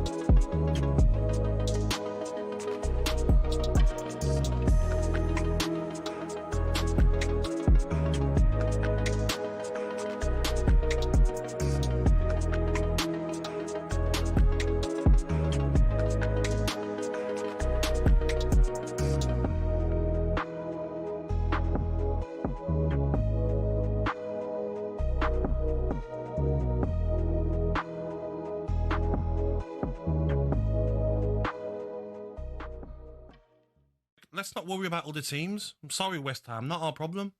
Okay, you lost 3-0 to Brentford. You've got 3 games. Go and beat Arsenal on the weekend. Do it yourself. Aston Villa, worry about Aston Villa. And the players, they took it easy. My daughter was there in the whole end. She's like, Dad, why is everyone walking? It was walking football from Aston Villa. But then when you see a performance like that, where they've put in 100% every player, you don't care about that. Up the Villa! Up the Villa! Up the Villa! Istanbul! Do you want the ends mask? Put the ends mask on. Gabby's putting the ends mask on. Up the Villa! Up the Villa! Up the European Villa! Istanbul! Istanbul! Let's go! Let's go, baby! Boys, do as anyone see. Do as anyone see. Yeah. Go on, Gabby. Let's set it up for Gabby. Sorry. Has anyone seen Maximus Scott? Where are you, Max? We need some news. Robin Hood, the Prince of Thieves. Sherwood Forest. Friar Tuck. Where are you, Friar? The original boots chemist. Hooters. Is Hooters closed? I used to open Hooters. Close Hooters. Shut it down. Matt Ford. Do us a favour, mate. Stuart Broad. Where are you? Chris Wokes. Better player. Where are you? Tricky Trees. Rock City. HB Sauce. Where are you? Notts Forest. Get ready to get that winning feeling with talkSPORT Win, because we're giving one lucky listener the chance to win a massive £25,000. Oh my God. Go to talksport.com/win to enter now, and you could win 25 grand in your hand, tax free. Oh, that's incredible. Get that winning feeling courtesy of talkSPORT Win. Thank you very much. Find out how to enter now at talksport.com/win.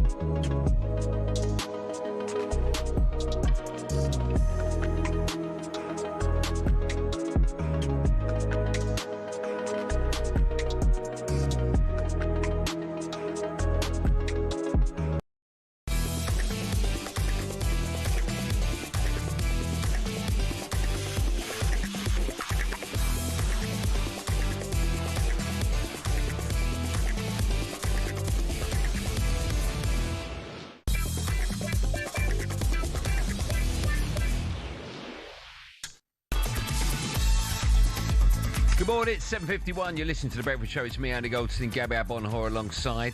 We're sending lots of love to Rupert on his balcony. Yes. We're a little bit nervous, actually. He went out on his balcony now, thinking about it. You all right, Rupert? I'm good. I hope he's fine. Thank you. Potty mouth. I reckon he's a friend of Ollie with that language. Posh people swear as well. I've never heard language like that in all my life. Posh people swear, mate. Don't be fooled. Well, I heard it from him. It's disgusting. Yeah. I didn't even know what that word meant. I had to Google it. Walk out of Oxford and Cambridge, mate. They're swearing, can you? Ollie's just sworn him. I'm getting on with it. I am. Right, let's talk about Liverpool. Liverpool fans have had, an up and down season with so much expectation coming into it, leading to a lot of disappointment when all the side have achieved is Champions League football. Are Liverpool fans being unreasonable, calling for Slot to be sacked? Well, to give us more, let's bring rapper, DJ, TV chef and Liverpool fan Big Zoo joins us on the show. Big Zoo, good morning to you. Good morning, mate. Morning, guys. How you lot doing? You all right? We're good, man. How are you? You all right? Are you up anyway at this time of the morning, or is it an alarm call? This is very tough.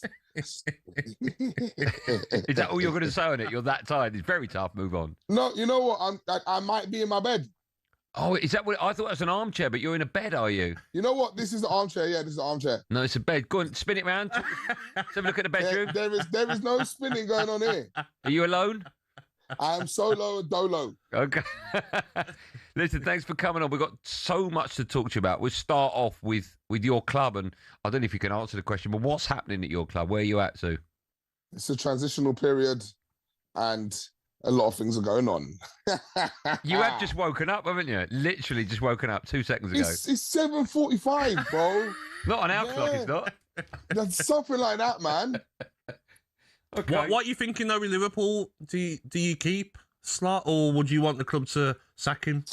Oh, it's a really, really tough decision they have to make. At the end of the day, he won us the Prem, and I think you got to have a little bit of grace for a manager. But at the same time, I was reading something yesterday that was talking about Ranieri and how he won it for Leicester, and 9 months later he was sacked because of the results.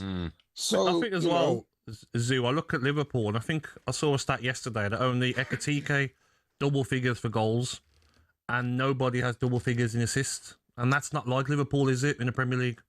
Yeah, and I was also reading a lot about squad rotation and how much players have been relied on. Our core squad has been relied on, and some players have played their career high matches. People like Virgil and people like Szoboszlai and Konate. So, I think a big problem has been the squad rotation. Obviously, we've had a lot of injuries, but you spend that much money and, you're going to expect a lot, 450 mil spent. You're going to expect something more than us. I think the stat right now is saying that we're on course to dropping 26 points compared to last season. Wow. It's just not good enough, is it? What'd you do with the manager? Do you back him or not? Me, personally, I think you've got to give him some more time. I don't want us to get into that place where we sack him and then we try to bring someone else in, and then if that doesn't work, then we sack them, and then we end up becoming like a lot of clubs where you're just chasing your tail. Like you said, though, you spent over 400 million, but you look at the players that you need, the positions, got to replace Salah, you've got to get another striker, Isak's got his injury problems, Ekitike's out for most of next season, you need another left back if Robertson goes, you need so many players, you probably need to spend another 200 million. I mean, this is the Premier League, right? And you look at teams like City and Chelsea, and they didn't just spend once; they had to spend multiple times. So to stay in the race, you can't. I think because people are so used to Liverpool not spending this amount of money, the fact that we've done it is obviously made a lot of headlines. But the season before, we only really made one signing, didn't we? True. And we won the league. Yep. So transition, man. I think at the end of the day, we lost a lot of our core squad, who were integral to Jurgen Klopp. Arne Slot's come in. He's had to make some signings. They haven't all gone well. We've got a lot of issues, but I do feel like you've got to give him some grace and give him some time. Let's stay with football, but talk about football you're involved with. Soccer Aid. How excited are we? When I do drive time with Benty, I think for the last 3 or 4 years we've come down to training down the Thursday and Friday. I know it's such a great event, but for you to take part in it is just. It just must be mind-blowing. Who are you most looking forward to playing with or seeing? Well, this year, Usain Bolt is the manager. So that's going to be really interesting. Him taking over World XI. because we've had some quality managers in our time. Last year was Peter Schmeichel, and he really believed in me. And obviously he gave me the chance to get on and get a goal. So hopefully Usain continues that tradition. I don't think he's going to do that. I don't think he's going to have as much faith as me. You've met him before, right? He's been down a few times, Usain. Yeah, I've played with him. Yeah. Me and him one time. The first time I did Soccer Aid, 2021, I was up front of him. He was my striking partner, and he did not pass me the ball. So, okay, don't mention that. All right, don't mention that now. He's manager. Keep that to yourself. Listen, we're going to let you get back to sleep in a moment, but just before we do, let's touch on why you've come on today, because you're talking about keeping in contact with your loved ones, right? Tell us a bit more about that. Yeah, ID Mobile and Mental Health UK have launched an initiative about people basically picking up the phone and having a conversation. I think what's happening in Britain is a lot of people are relying on text to communicate, speaking through social media, and we basically just want people to pick up their phone, have a conversation, talk to your loved ones, talk to your people, connect with people, and just basically try and speak more on the phone. Do you know what, bro? I find that now, it's totally changed now, this era for me. I feel like when someone phones me, I'm in a bit of shock that they haven't texted. Do you know what I mean? They haven't sent you a message. Exactly. It's totally different now when no one really phones each other. It's a WhatsApp. Maybe I'll FaceTime the kids, but apart from the kids, I probably don't phone anyone. Yeah, well, the campaign is called Make It a Call. And it's about the fact that sometimes we are used to just sending a text and keeping things quite brief. And there are certain things you just can't explain through a text. There are certain emotions you can't get through a text. And sometimes just taking that call, whether it's talking to a friend that you haven't spoken to in a while or a family member that hasn't heard your voice in a long time, you never know the impact it can make on someone mentally for them and for yourself. So that's great advice.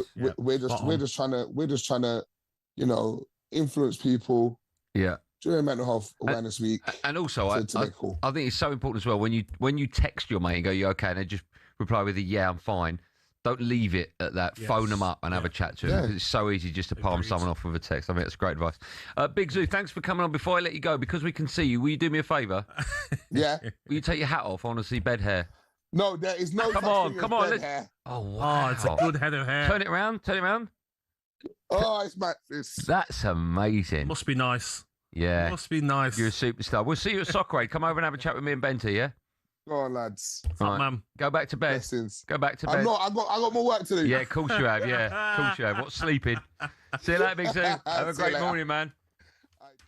Big thanks to Big Zoo in his big bed. Brilliant. Talking to us in bed. That's fantastic. Right, coming up, we'll turn our attention back to the relegation battle. Spurs fans, did the players prove to you that you are good enough to stay in the Premier League or not? And West Ham fans, are you more confident after last night? 03717 223344. We'll also hear from Chelsea fans on whether they want to rest players in the FA Cup final so they can relegate Spurs. Incredible. Paul Scholes joins us in the next 30 minutes. Jimmy White also on today's breakfast show.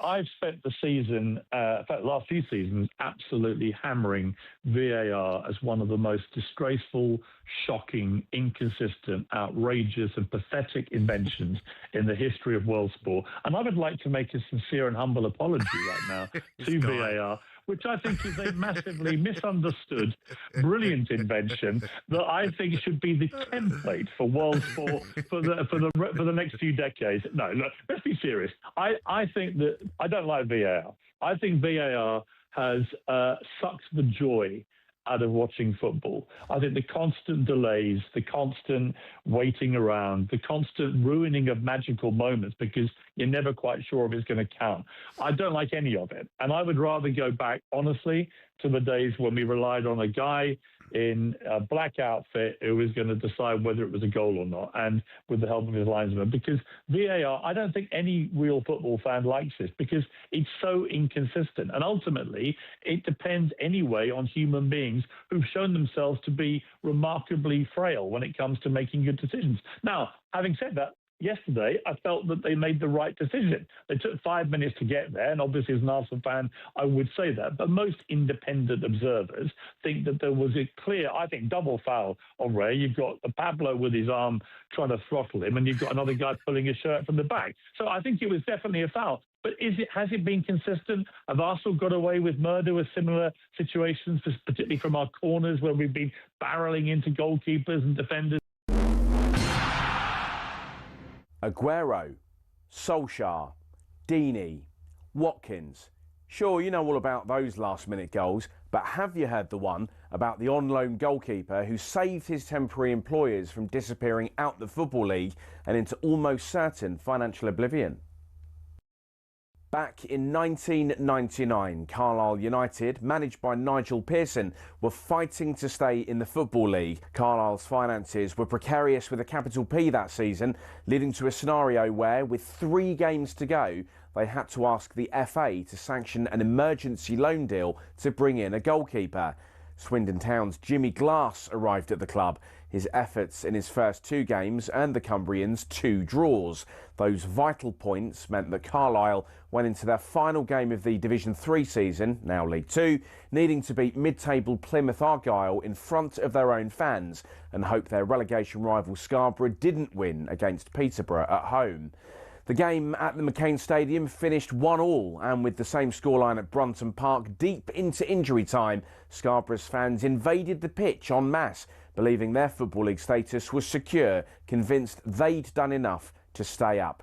However, there'd be one more plot twist. Carlisle won a corner in the dying seconds, and up came Jimmy Glass. In one of those you couldn't make it up moments, Glass scored from a rebounded header and was promptly swamped by teammates and thousands of fans who quite simply couldn't believe what they'd just witnessed. As for Jimmy Glass, he became an overnight celebrity, but he never played for Carlisle again, and his playing career never really kicked on after that defining moment. He took on various jobs outside of football before finding his way back into the sport as player liaison officer at Eddie Howe's Bournemouth, and most recently the general manager at non-league Wimborne. Not the fairy tale ending to one of the most Hollywood moments in football, but the name Jimmy Glass will live on forever as the scorer of that goal, arguably the most important in any club's history.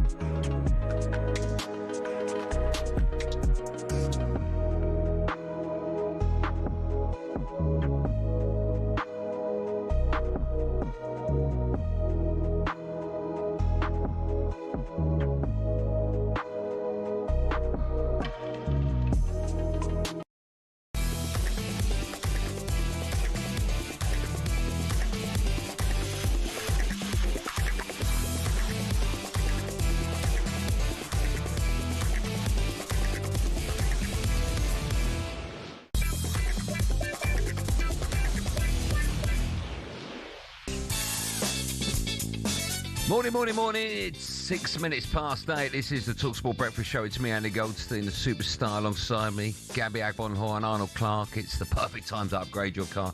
Get 2 years free servicing when you buy a used car in the upgrade event. Check it out online. You want to check us out as well, because on its way to you this morning, 11-time Premier League and 2-time Champions League winner, the legend is Paul Scholes, will be joining us in about 24 minutes to be precise. We'll ask the Man United legend if Michael Carrick should be given the permanent job, and of course if England can win the World Cup. Very excited about that, as I am to speak to snooker legend, the whirlwind Jimmy White. He's going to join us ahead of the Global Snooker 900 Championships. I played Dennis Taylor at the Crucible on Saturday. Did you? In the Snooker 900. Did you pot a ball? I'll tell you about how I got on in a bit, all right? But now it's game on at the bottom of the table where Spurs missed their chance to move clear of the relegation zone. In fact, it's over the line. West Ham have equalised. Callum Wilson. No goal. It's going to be an Arsenal victory here. It feels terminal for West Ham. All of us don't understand what is a foul, what isn't a foul. I think even the referees confuse themselves. At the moment, Tottenham are going 4 points clear, but Calvert-Lewin's shot from the penalty spot could change all that. 73 on the clock. Calvert-Lewin rams it past the goalkeeper, leads a level, and all of a sudden that anxiety that has been surrounding the Tottenham Hotspur Stadium all season has crept back in. It certainly has, Sam. That's right. Spurs missed the chance to go 4 points clear of the drop, and they face a trip to Chelsea next up. Spurs have not won at the Bridge in their last 9. Their only win since 1990 was in 2018, and by the time they face Chelsea next Wednesday night, they could be in the bottom 3 if West Ham do beat Newcastle on Sunday. So did Spurs let the pressure get to them last night? Manager Roberto De Zerbi questioned if it did after the game when speaking to talkSPORT. The sensitive guys are the people who can feel more pressure, no? And I'm proud to work with these guys. And before the game, I spoke with them in the meeting, and I said that I thought they could suffer this pressure like today, but maybe they are not used to fighting for the relegation part of the table. But I'm happy because they anyway they play with the right spirit, the right attitude. It is mad how quickly things can change in football. When I was watching the West Ham game and that goal wasn't allowed, yes, I thought Spurs are down. Yes. And then fast forward to last night, and then Spurs are winning 1-0, and I'm thinking, Spurs are safe, West Ham are down. Then, of course, the Matthias Tel silly overhead kick leads the penalty. They score it. It finishes 1-1. And now I'm thinking, I look at the last 2 games Spurs have got, away at Chelsea, I mentioned, then home to Everton. I look at West Ham's, they've got Newcastle and then Leeds. Yep. I feel as though West Ham are in the driving seat now. Yeah, it's difficult, isn't it? Because, like I said earlier, the bookies will probably say West Ham favourites to go down. But when I look at that performance last night from Spurs, and I look at Chelsea at their worst, I still fancy Chelsea. Yeah. I'm looking at battles. I'm looking at Tal versus Gusto. I'm looking at Mourani on the right-hand side against Kukurea. I just still fancy Chelsea to get that result. You know what? You know earlier on I mentioned the last 2 times Tottenham have won at the Bridge, 1919, 2018. Do you know the 2 goal scorers there? I'm putting you on the spot only because I... What year? 2018 and 1990. The last 2 goal scorers, the winners. Who scored the winners for Tottenham? Do you know? 2018, I'm going to guess Harry Kane. It was Dele Alli. Dele Alli, okay. And the one before that, 1990. Gary Lineker. I was only 4 years old. Is that what you... Hold on. When were you born? You were born 1986, mate. You were. I was, mate. Hold on, 86. Hold on, Mum. How old do you think you are? Are you not 40 yet? October. Big 40. Wow, what are you doing for that? I might take a month off and go travelling. That's the plan. Are you 14 or 40? 40. For go travelling? What are you talking about? Where? Where are you going to go travelling? Well, I'll go to Mallorca. I might go to Mallorca. Mallorca to Marbella. Marbella to the Algarve. You're going to take a month off and go travelling? Yeah. Are you? Yeah, for my 40. Where's travelling in your world? I haven't thought about exactly where, though, but try different places. That'd be nice. Well, like Manchester, Birmingham. Wolverhampton. Should we go to the phone lines? Go on, then. It's easy for us to talk about Spurs, but we don't have a dog in the fight. Luke is a Spurs fan. Morning, Luke. Morning, Luke. Morning, gents. How are you? Yeah, we're good, man. How are you after last night's draw? Do you know, it's very, I don't like to say the word, but it's just Spursy, isn't it? Yeah. So you could see it coming. Andy, I've spoke to you quite a few times in the past. I've been on a few of the shows, and I've been saying it since January that we're down. And a lot of you back then were quite surprised to hear me say that. But I see nothing apart from the Villa game. All right, Villa, we had a bit of a weakened team, but we came out aggressive, which was nice. But the one thing that I will say that I see is we look petrified to play in front of our own fans. There's certain moments where we're making really, really bad decisions, but individual decisions. And with what Gabby said earlier on, they're not good enough. The players are not good enough, and it shows that because there's no composure. When we got the ball, we hold on to it for too long. We take too many touches than we need to. And when we go to make a pass, we make the wrong pass, or the pass doesn't get to the player, we just panic. And I don't know where that comes from, apart from the fact that poor coaching in the past or just buying the wrong players. It's just not coming together. And I don't see us no one sees us beating Chelsea because we haven't won there God knows how long.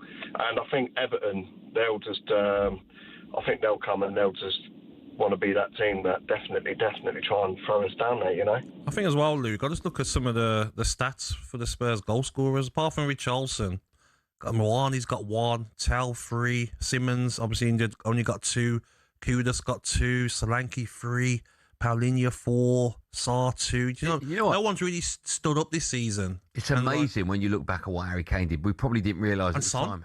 And Son. Wow, what a mistake. Both are, aren't they, Luke? Yeah, Luke's gone, but we'll speak to Ollie. Maybe he can answer that. Hello, Ollie. Hello, mate. You're right. You're right, Ollie. How you feeling? Yeah, not bad. Oh, it's just abysmal. I mean, let's have it right. If we didn't win the conference last season, and the bottom teams weren't as far away as it was, we would have been in the exact same position last season. Like, nothing's changed. Well, why though? Because I know there's been ridiculous amount of injuries for Spurs, but the players that are available, surely they should be doing better than they are. I don't think you can use injuries as an excuse. Like, everybody that plays for Spurs is a professional football player with a professional contract. But you have had big names missing. I do think you should take that into account. Yeah, no, I could appreciate that. But if you've got a professional contract for a team, you've got to be able to play for that team.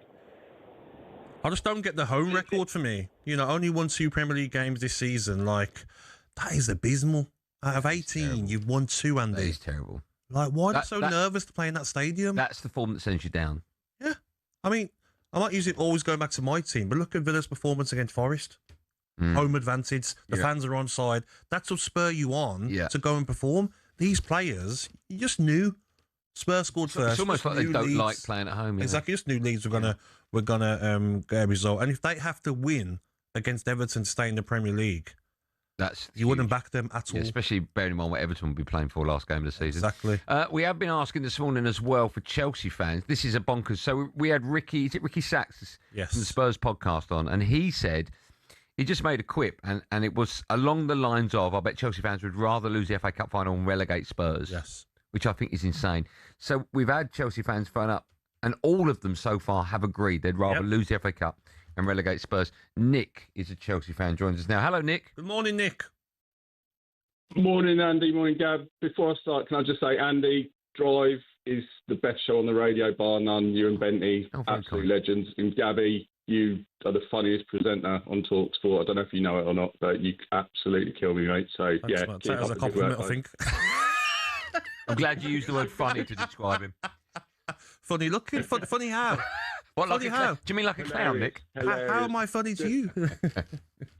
You're a comedy genius, mate. Absolute legend. How nice is that? It's very kind, Nick. What would you like to say as a Chelsea fan, then?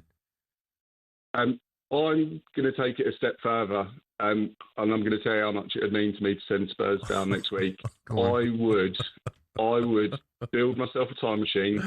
I would go back and stop Roman Abramovich being born, and I'd happily give back everything we won in that era just to be able to celebrate it would make my year, it'd make my life to send Why? Spurs down. Explain why. Because Spurs fans listening will obviously be shouting at the radio, concentrate on your own club. Explain the rivalry as well. Where did it start between Chelsea and Spurs? It's just the worst. Every year it's like, they have one good game at the start of the season, then it's we're going to win this, we're going to win that. And it is that whole Spursy thing. They're deluded. Did you hear him last night without a hint of irony singing Champions of Europe, we know what we are? It's like... I think they were singing it ironically, were they not? No, it's not. There's no irony there. They believe it. They're the worst. You give up every trophy Chelsea have won since you've been born if it meant you could relegate Spurs. Yeah, because our trophy room would look exactly the same as theirs, but we'd have a cup in the middle saying we sent Spurs down. We'd probably make a DVD of it. So horrible. You know what, though? You can't send them down when you play them, but you can make a big part of that. If you could have sent them down in this game and you 2-0 up, describe to me what the atmosphere would be like at Stamford Bridge. Last 10 minutes, 2-0 up, and Spurs have to get a draw to stay in the Premier League. It would be. There would be an atmosphere. I mean, don't get me wrong. I love Chelsea, but sometimes it can be a bit flat there. It's not like the old days. But yeah, the roof would come off, wouldn't it? It would be. It would be immense. So all forgiven. The players are all forgiven for their season. I don't think Nick will ever be forgiven by Spurs fans. Nick, you're a nasty man. We've got a busy show coming up. Gabby just moments ago announced that he's going to go travelling for his 40th birthday. Where should I go? Well, you can offer some advice where you should go. But the question is, will he be having a morning airport pint, or will they be banned? I can't believe that's ever going to be the case, but that might be happening. We'll be discussing that next. Still to come on Breakfast Show. I was going to say Drive. Still to come on the Breakfast Show. In 10 minutes' time, Paul Scholes will be joining us. The whirlwind of London Town. Jimmy White also on a very busy Breakfast Show. It's 8:17.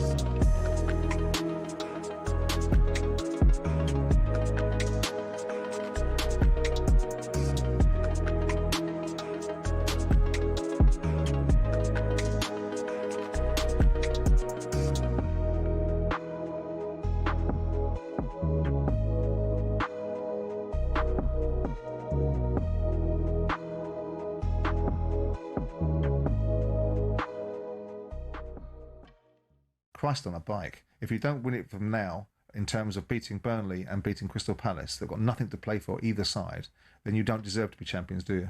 And so what would you be doing then on that Monday afterwards? Would you be coming in on that bank holiday so you can give it to me? Would you not bother turning up if Arsenal win it? It's not about giving it to you. It's about holding things to account. No one's really interested in your personal objective. So we're so close to this. So at the end of the day... The question is, do you now think that Arsenal should now win the league?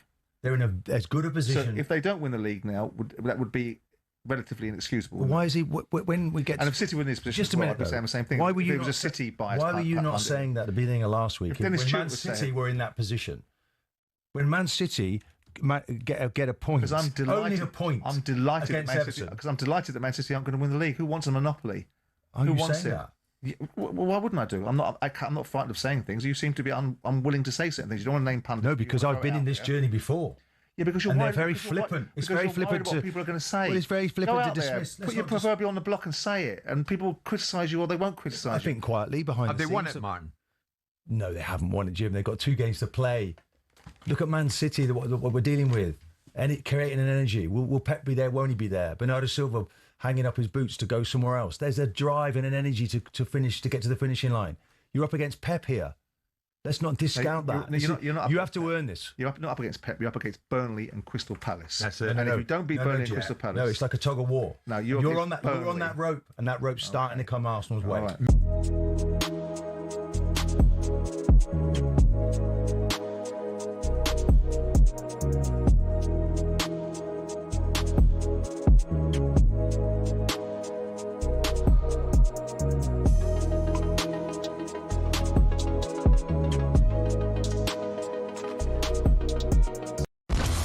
ready to get that winning feeling with talkSPORT Win? Because we're giving one lucky listener the chance to win a massive £25,000. Oh my God. Go to talksport.com/win to enter now, and you could win 25 grand in your hand, tax free. Oh, that's incredible. Get that winning feeling courtesy of talkSPORT Win. Thank you very much. Find out how to enter now at talksport.com/win.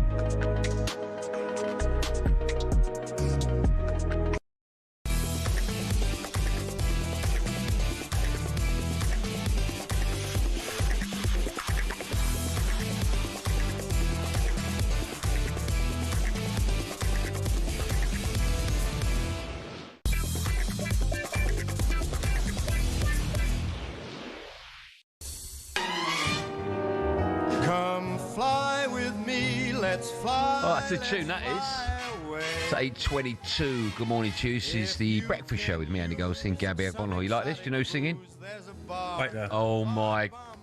Turn it up. No help, please, for Gabby. No, do not help him. Do not. No one help him. Who's singing, Gab? I'm going to guess Frank Sinatra. Right. Why'd you tell him that? I swear on my kids, they didn't tell me. Okay. You sure? I was going to say it at the start, but I'm thinking just bide your time. Ed Sheeran? I was going to say at the start, bide your time. Okay. It's a great shout, isn't it? See, I know my music, mate. Yeah, I mean, every you don't era. know Frank. Jeez. Right, we're playing this because there's a story that's been rumbling on over the past few weeks regarding the iconic morning airport pint.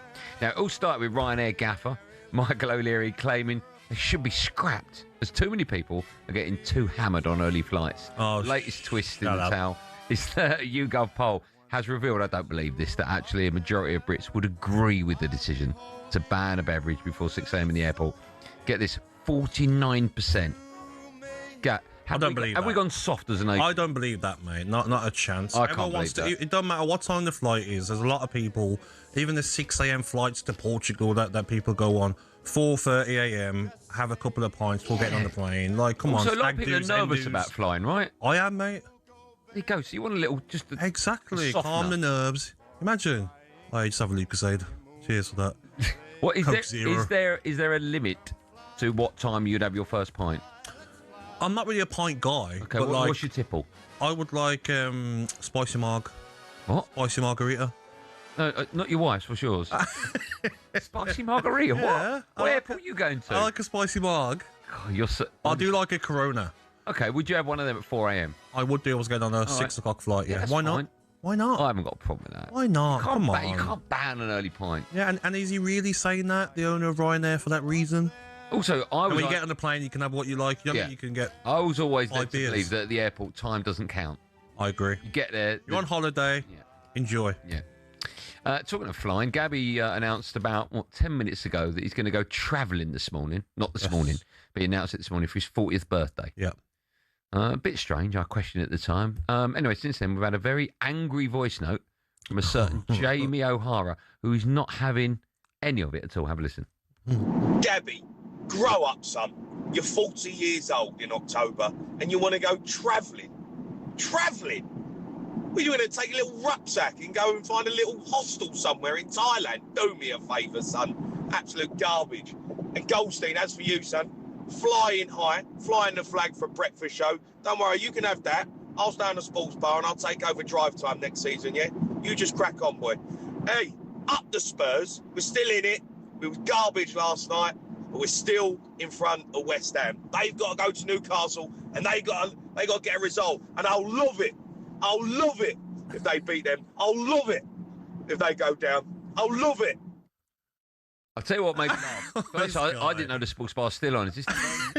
I love the fact that when he gave an example of where you would go travelling, most people would say, like, you could go to Florida or you might want to go to somewhere in Spain. He said Thailand. Now, why has he said that? Why is that his first port of call? Joe, I want to go. Yeah, go on. I want to go to Japan. That would be lovely. Olivia said she went there, so it's amazing, safe, good food. Yeah, that'd be nice. Culture. So I want to try different places I've not had a chance to go to. Why not? Why not indeed? And I've got 3 years of holiday that I need to take. Nice. That's been carried unpaid, on. obviously. Yeah. Right. Always unpaid. Let's get the latest odds with Coral and John Hill. The Coral Daily Download on talkSPORT with Coral. We're here for the fans this season. 18 plus gambleaware.org. Morning, John. How you doing? Morning, John. Good morning, Andy. Good morning, Gabby. Yeah, really well, thank you. Looking forward to the action tonight. The Championship playoffs, of course, we've got to look forward to. And just heard from Jamie there, this relegation battle, Andy. It's going to hot up, isn't it? Last two games of the season. We're going to have no nails left, so West Ham and Spurs fans, that's for sure. What are the odds for that, John? Sorry, Andy. What are the odds for staying up? Well, it's not good if you're a West Ham fan. 1-4, odds on at 1-4 relegation for the Hammers. Spurs 11-4. Obviously after that draw last night, they almost held on for the victory, didn't they? That would have been a huge victory. That would have put them 4 points clear of West Ham. But 2 points, it's still on, isn't it? Really, you've got to believe you're a West Ham fan. Just looking at the game, West Ham play Newcastle away and Leeds at home. Spurs, I might have a little bit on West Ham, John. I might have a little those odds. Yeah, I might have a little. Yeah. John, Spurs have got to go to Chelsea, haven't they? So that's a tough game, and then they're at home to Everton. John, I'm going to be honest. I'm going to rush you because we've got Paul Scholes coming up next, but I'll give you more time tomorrow if that's okay. Before I let you go, though, absolutely. Remind me of Southampton against Middlesbrough. It's a game you can hear live on talkSPORT tonight. Where are we at with that? Yeah, well, very little in it. Obviously, 0-0 after that first leg, so very little between the two sides. Southampton just favourites, Andy, 3-4 to qualify for the final. Middlesbrough even money, and then after last night, well done to, by the way, what a great victory that was against Millwall. They're 2-1 to get promoted. Southampton just favourites in that outright market, 6-4 and 15-8 Middlesbrough. So all to play for tonight, Andy. Big game, and very little between the two sides of the betting. Thank you, John. Apologies again, but a Goldstein guarantee we'll have double the amount of time on tomorrow's show. Thanks, pal. Have a lovely day. It's Paul. Cheers, boys. It's Paul from you. No, we do. It's the posh producer. The Coral guys mean a lot to us. I know that. Look, posh producer told me. I'm not going to argue with him. He might use that potty mouth of his again. That was a look at the latest odds with Coral, 18 plus gambler.org.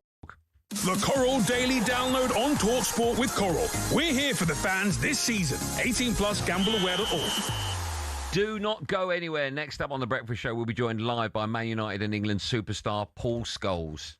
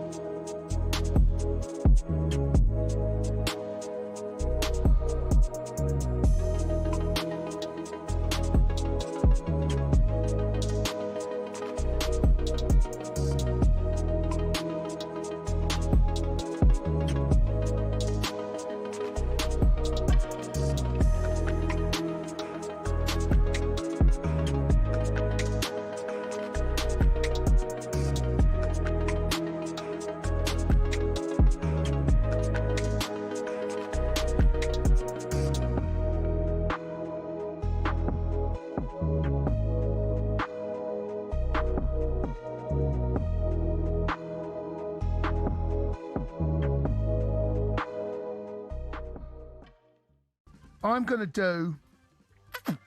going to go Friday after work pint, number 5, mate. Number 5. There he is. So do you want it? You ready? Yeah, go on. In number 5. Number 5. Friday after work pint. You've worked hard all week. You want to go there, just have that first pint. You've earned it. Number 4. Beer garden pint. And this can happen any time of day. Good pint. Any time, any day of the week. Yeah. Saturday afternoon, meet the lads. Sunday afternoon. Good pint. Right, sun's got to be Number 3. Football pint. The football pint's in. You meet your lads, meeting up Saturday afternoon or Sunday, whatever it is. First pint, in you go. Hey, we're going to get a beer again. Yeah. Number 2.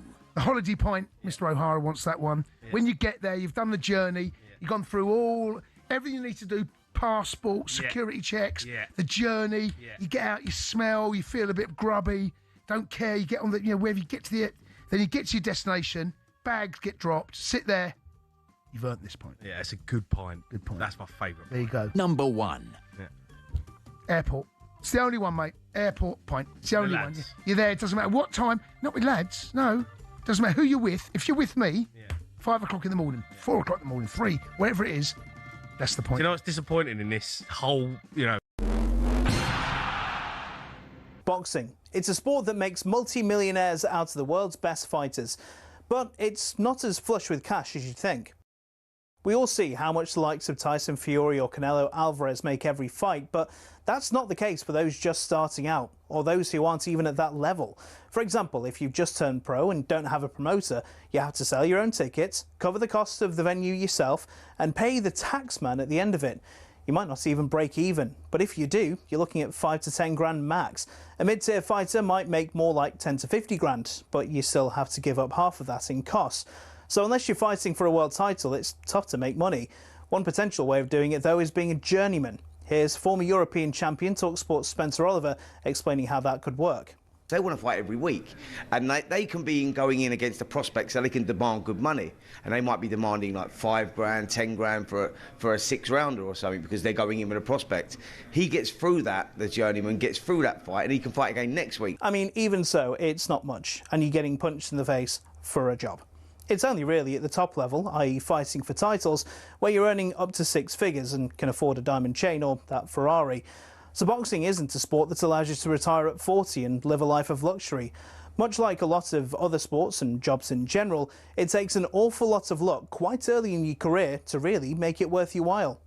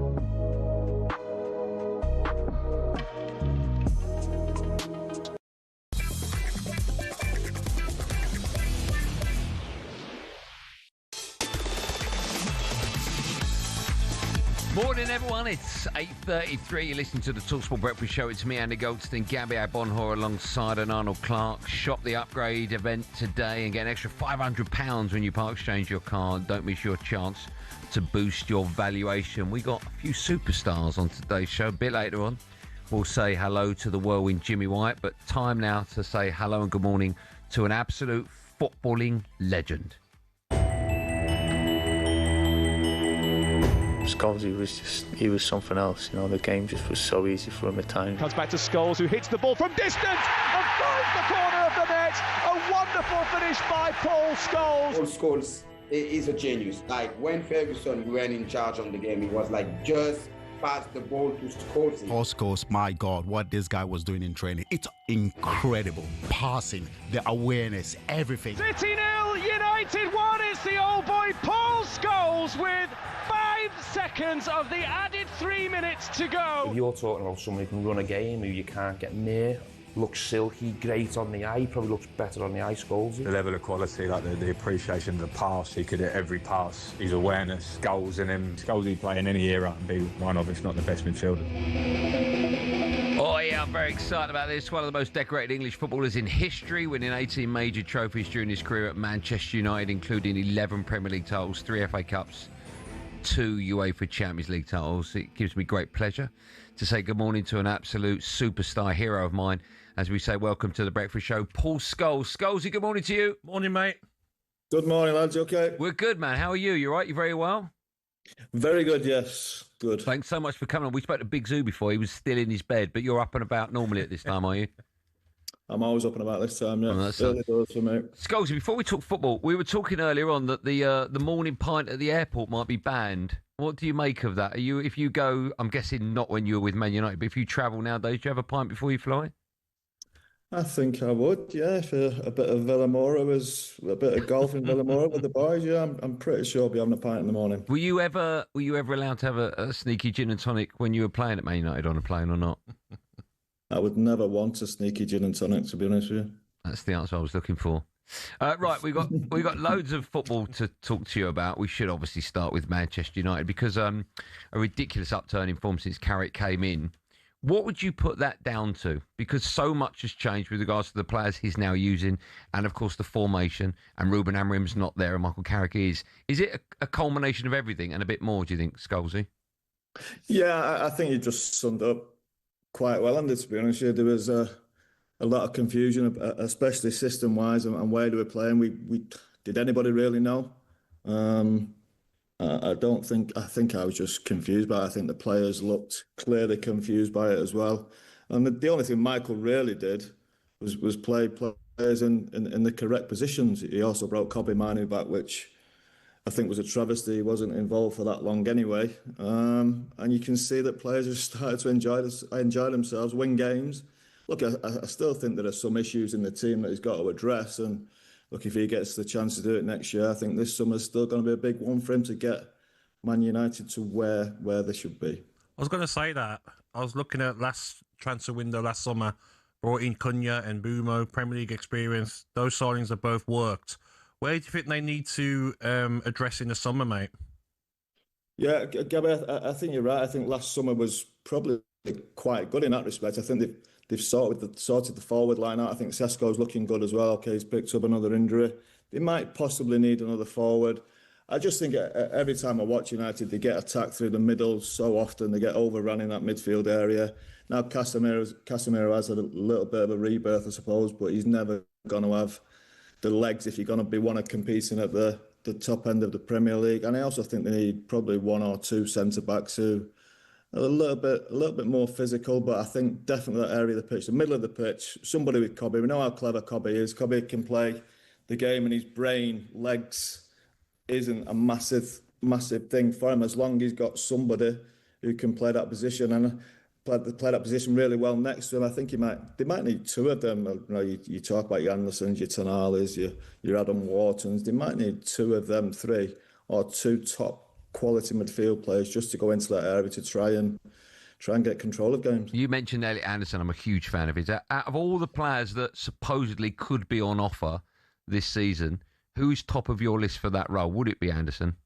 Yeah, I think it would. I really liked him when I was at Newcastle. It was a shame. Well, Newcastle had to sell him, didn't they? With the PSR, all that kind of stuff. But yeah, look, what I've seen of him it's been nothing short of brilliant, really. What he's done for Forest has been really good in the Europa League. Now, look, he's still got to go to that next level, and he's done it with England. Has he done it? England games very hard to gauge, really, because I don't think they're playing the best competition until they get to the World Cup. When them bigger games come, then we'll get a better idea, and he will still have to test himself in the Champions League. But he looks to me like he'd be able to handle it absolutely no problem. But as I say, I think one or two will be needed, not just the one. But Anderson and Mainoo, I think I'd be happy with that to start next season.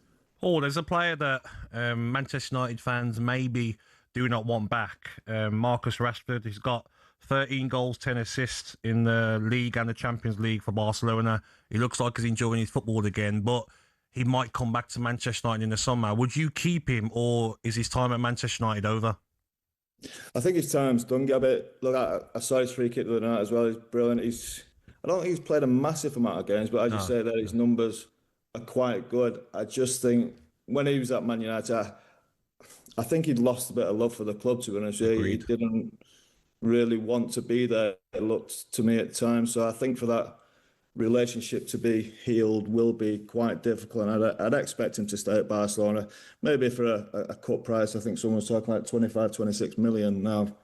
For a player of that quality, then I think that'd be worth taking. I just can't see a return to Man United. He didn't look happy, did he, when you watched him? No. And if you're a Man United fan, you're thinking, hang on a second, like, you're through the academy, it's your club, your city. Why are you not happy here? He looked like he didn't want to be there. He stopped working hard, Gabby. We well know the talent, the speed, and the quality he's got. But if you're not willing to work hard, he almost became not arrogant in a way. Maybe thought he was a little bit better than he was. He maybe went in the Mbappe, the Cristiano, the Messis, where you think, I don't have to work. I don't have to work hard for my team. I'm just going to stay up here, take the ball, beat people, and smash it in the top corner. That at Manchester United, it won't wash, and it didn't wash, and I think people saw right through that. Does he start for England at the World Cup? I think there's every chance, on that left hand side. Look, there is some competition for that. I think Anthony Gordon's one as well. He's a good player, but look, if they're starting with Marcus Rashford on that left hand side, I'd be more than happy with that. He's going to have to work in that team, though. I'll give him that. And he's probably had to go to Barcelona and work as well. Although I haven't seen loads of Barcelona, I'm pretty sure he's not getting in Hansi Flick's team if he's not putting a shift in. He's going to have the same for Thomas Tuchel. We all know the qualities he's got. He will score goals. He will make goals. So if he's willing to put his work in, then look, I've no doubt it'll be a success for England in summer as well. Scholes, I saw your podcast. You gave your thoughts on that big decision in the West Ham Arsenal game. Away from that, but staying with Arsenal, it looks like they're going to win the title. Where do you think this Arsenal side rank amongst other Premier League winners?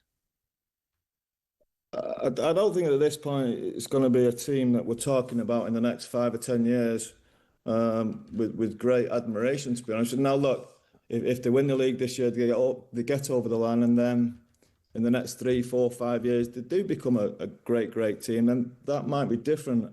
I just think what I'm watching now isn't entertaining, flowing football like your Manchester Cities were doing, like your Liverpools were doing, like our teams were doing in times gone by. But you know what? You win the league, it doesn't matter how you do it. You don't care what anybody else thinks. Now, I said that yesterday, that I don't expect to be talking about this team in 5 to 10 years. Now, I might get proven wrong, and look, I hope I get proven wrong. Arsenal are a brilliant football. I was always brought that Arsenal were a brilliant football club. With Brian Kidd at Man United, so when he was our assistant manager, he played for Arsenal. He always drilled into me and the rest of the lads what a classy club Arsenal was. So, look, it's not a special team, but it's a team that's probably going to win the league, so you have to give them credit for that. I agree with you on that, because I remember the clip a couple of months ago when Theo Walcott asked Wayne Rooney, how would one of your Manchester United sides get on against this Arsenal side? And I think Rooney says, we'll batter them. And I agree with him, because I think people forget how good your Manchester United era was. I remember playing against your teams, Paul, and we would go to Old Trafford and literally getting into Manchester United's half was a plus. Never mind having a chance. And Manchester United need to get back to that, don't they? Making Old Trafford a fortress. They do, yeah. In an ideal world, of course you do, because that's probably where you win leagues is winning a lot of your home, or most of your home games. Obviously, there are times when it doesn't go as well as you like, but we felt at home. We had to step on the throat of teams and be at them straight away. That has lost. That has been gone a little bit. Old Trafford for quite some time now. There's still teams that come to Old Trafford. You look at Leeds the other week. Look at Bournemouth scoring 4 goals. Look at Brentford. Okay, Brentford got beat, but they still had a load of chances. Brighton have done well there in recent years, haven't they? Brighton have done well. A lot of teams have done quite well there, which is frustrating. And look, Old Trafford is an amazing place to play football, and if you're playing well, you've got a good team. Entertaining is the most important thing, and that was always something we tried to do. It was always something our manager drilled into us. And if they're going to challenge for a league, they've got to make Old Trafford a special. Look at every home team. When teams win the league, it's difficult to go to their place. But Liverpool won the league, hardest place to go to. Man City go there and win. It very rarely happens. So getting your home form right is a big part of it. I should talk to you about Michael Carrick, because he's done an unbelievable job. We talked about that when you first came on. Is he, for you, the manager that should lead United into next season? Yeah, I think he's probably done enough. I think the question would be what else is out there. And look, I don't mind that the club are taking a bit of time. I think last time they were probably a little bit emotional with the Ola decision, and it in the end didn't quite work out. He still did well for a while. Don't get me wrong. Look, if there was a Thomas Tuchel or a Luis Enrique available, which I don't think there is, then I'd be sceptical of Michael taking it, but I don't think they're available. So I think Michael is probably the best candidate for it now. And I think appointing Michael will taper expectations a little bit as well. I think expectations are a big thing with Man United. You know, everybody is involved with the club, whether it's you as a fan, whether it's me as a fan, whether it's people working there. At the start of every season, we expect to be challenging for the league, whatever position we're in. Now, we've not won it for 13 years, but we will still expect this job in August. We will expect Michael to challenge for the league. Now, people will have to taper their expectations, people at the club, the fans, because it's probably not going to happen for 2 or 3 years. What Michael has to do, he has to build a team over the summer, especially over the next 2 or 3 years, if he's given the time, to a team that are coming to try and challenge for the league. Look, all these great teams, all your Liverpools, for the 2 or 3, 4 years before it, you feel them coming. Manchester City, you feel them coming. Arsenal, you felt them coming for the last 2 and 3, 4 years. So that's what Michael needs to get into this club at the minute, to taper expectation a little bit, and maybe he can do a good job. And I think he will. Look, we all love Michael Carrick. What a player, what a person. So we wish him all the best and hope he gets it and hope he takes us to where the club needs to be. Scholes, I'm going to be cheeky now, right? So I see you're in your kitchen and we've got to go to an ad break. I can either go over and get in trouble with my bosses, or you could make yourself a cuppa and we'll come back to you in about 2 minutes. Is that possible? I've got one on the go. Sorry. Can you make another one? Yeah, go on. Can we come back to you in 2 minutes? I'm such a big fan of yours. I love talking to you and I don't want to let you go. Is that all right? Of course you can. Okay, no problem. Scholes, you a start. Thank you, mate. We're going to have a very quick break. Part 2 of our chat with the legend that is Paul Scholes. Coming up right after this, live on The Breakfast Show.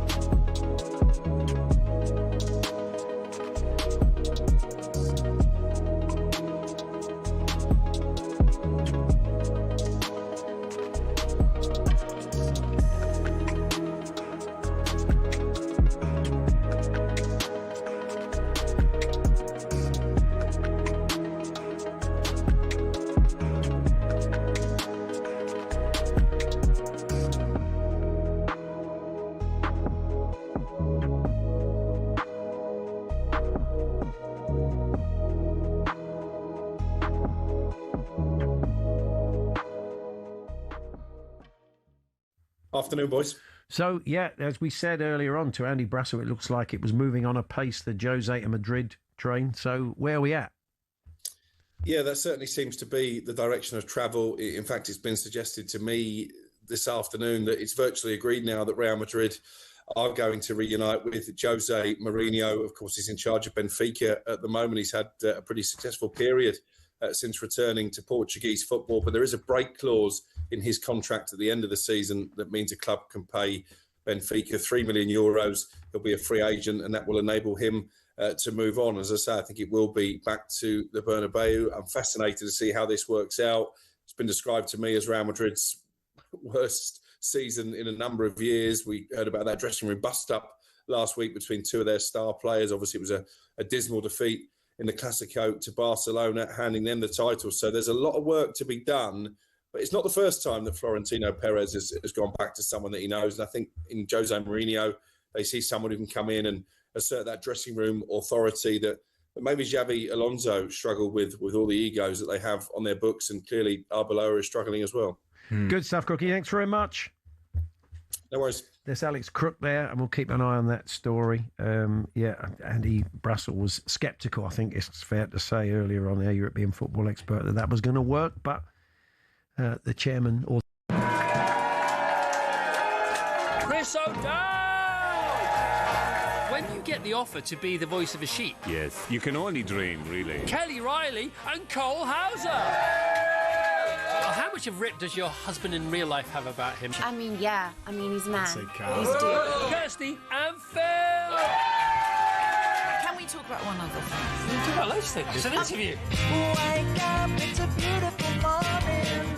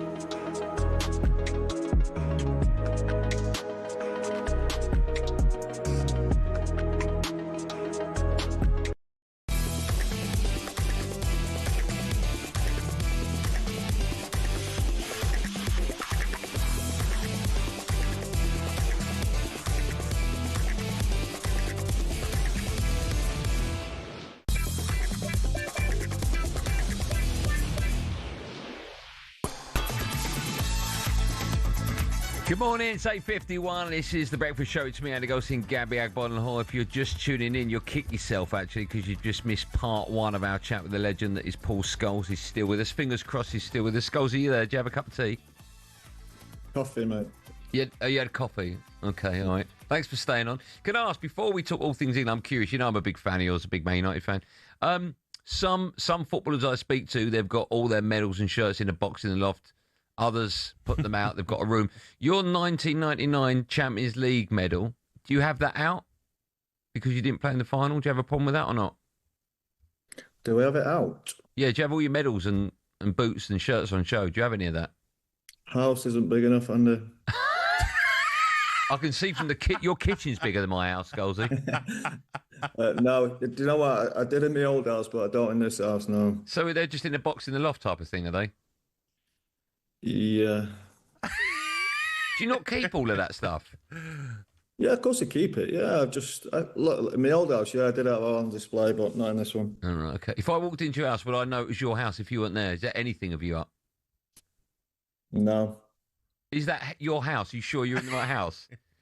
Definitely the right house. Yeah. Unless you recognise my kids, yeah, you wouldn't have a clue whose house it is. Right, listen, we've got lots to talk to you about. We talked Man United in the first part and Arsenal, etc. Let's turn our attention there. In fact, before we talk England, I have to talk to you about Sir Alex, because great news that he's getting better now. I know that he was taken to hospital at the weekend, but I'm hearing that he's getting better. He's on the mend.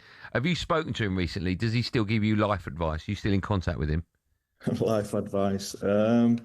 No, I haven't seen him for a little bit, actually. Oh, no, in fact, I tell a lie. He invited us to the Brighton FA Cup game. Me and Nicky went down, which was brilliant. Went into his office, had some food with him and a glass of red wine, which was brilliant. He's on great form, as usual. And as you say, look, I know there's a bit of a scare last week, and I think he's on the mend. I spoke by text with him earlier last week, and it seems like he's doing better, which is great news. Good news. Are you nervous when you speak to him? Is he still your gaffer? Always, yeah, he scares me. Great. Do you call him gaffer still?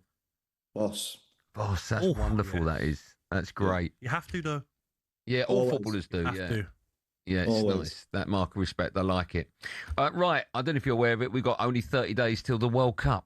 Let's get your thoughts on England, shall we? Are you confident? I am. I think we're going to go all the way. How are you? What's your view of England ahead of the World Cup? Yeah, I'm really confident. I think they've got a brilliant manager. Got probably one of the best managers in the world. So yes, I think we've got a really good team, some exciting players.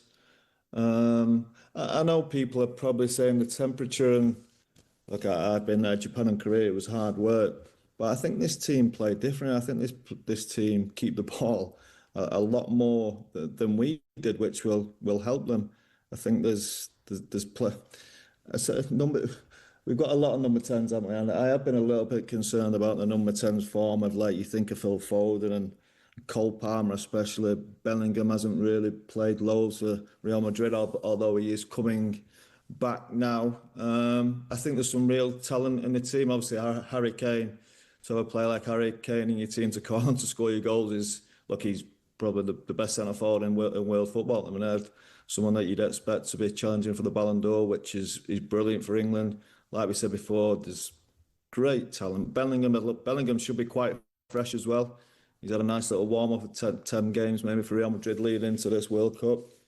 And we do normally moan about tiredness at this stage of the year, but I think we'll have a freshish squad, I suppose, who will be ready to look. There's going to be some good teams. Don't get me wrong. You Spain, France look a strong, powerful team, and then teams who are used to the heat, I suppose, will be good as well. But I just think this team are suited to playing in hot weather, just purely because they're capable of keeping the ball and probably go into most games with 70-75% possession, which will be a big help to them. When you look at the positions that we're strong in, the one that I look at that maybe we're not strong enough in is maybe centre half. I know, like, your England sides, like the star players, Rio Ferdinand, that generation, John Terry. Do you look at that as our weakness? Yeah, a little bit. But on the other side to that, Gabby, I don't think there's many unbelievable centre forwards they're going to have to deal with in world football now. There's No, there's clearly obvious ones in your Mbappe's and Dembele's won't be easy. But other than that, I can't think of too many unbelievable centre forwards around the world now.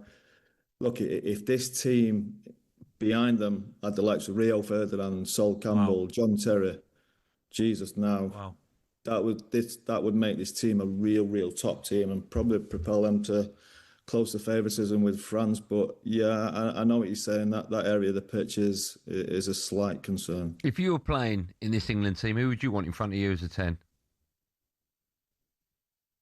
Good question. I love Phil Foden. I think he's a brilliant footballer. For one reason or another, something's not quite right with him.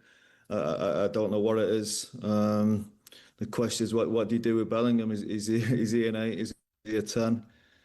Cole Palmer, brilliant as well. Rodgers from Aston Villa, who looks like he's found. Look, he had a little bit of a quiet spell, but it looks like he's found his form again. I think you've got to go on form with England. You have to go on form. I think I'd just go for Morgan Rodgers at this point. Okay. Would you like to see Cole Palmer at United next season? I don't see where he plays for United. That's a problem. I see him probably in a similar position as Bruno, and he's not going to be as influential as Bruno is in this team. Whether you can play him off the right hand side, cutting inside with his left foot, then yeah, look, he's a brilliant footballer. Again, he's gone quiet, but everybody at Chelsea has gone quiet. I'm not quite sure what's happening at that club. Yeah, look, as many good players you can get in your team, then why not? He's a match winner on his day. Scholes, thanks for coming up. Before I let you go, we spoke, I think, a week or two ago. We were talking about the snooker. I didn't know you were a big snooker fan, but you went to Sheffield, right? You enjoy it, the World Championships? Yeah, I absolutely loved it. It's one of the best things I've done. I've always wanted to go for years and years. Look, I'm of a certain age of your Steve Davis and Dennis Taylor fan. I remember that. And Ronnie also, I just love watching Ronnie also live on TV, and I've always watched it on TV, and I thought, this year I'll give it a go. I live an hour away. I got to see him play 3 frames, 2 centuries. So, look, it was a brilliant experience. Loved being there. So, yeah, it was amazing. Have you been to the Masters down south? Have you been there? I haven't. No, you said that. That's the next one I'm going to do. I'm relying on tickets. Yeah, I will sort you out, of course. When you want to come down, let me know, and I'll work out the price and let you know how much it is. It's a shock. Scholes, I love you. Thank you so much for coming on. I really appreciate it, man. Have a great day. Have a good day, lad. See you later. Thanks, man. Yeah, how nice is he? What a superstar. That was 11-time Premier League winner, Paul Scholes. Thank you, Scholesy.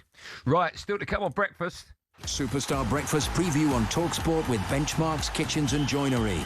Get trade prices on kitchens to suit all styles and budgets at Benchmarks. How about this? From a footballing legend to a snooker legend, the whirlwind of London town, Jimmy White will be on our show in the last hour. And, of course, we'll still take your call. Spurs fans, is there any way you can get a result at Chelsea? And West Ham fans, are you more confident after last night's draw, Tottenham's draw? 03717 223344. You can get your calls in now. Loads of time to take your call in the last hour of our breakfast show. That was our breakfast preview. Thanks to our friends at Travis Perkins. Superstar Breakfast preview on talkSPORT with Travis Perkins. With 250 hire branches nationwide, it's easy to hire at Travis Perkins.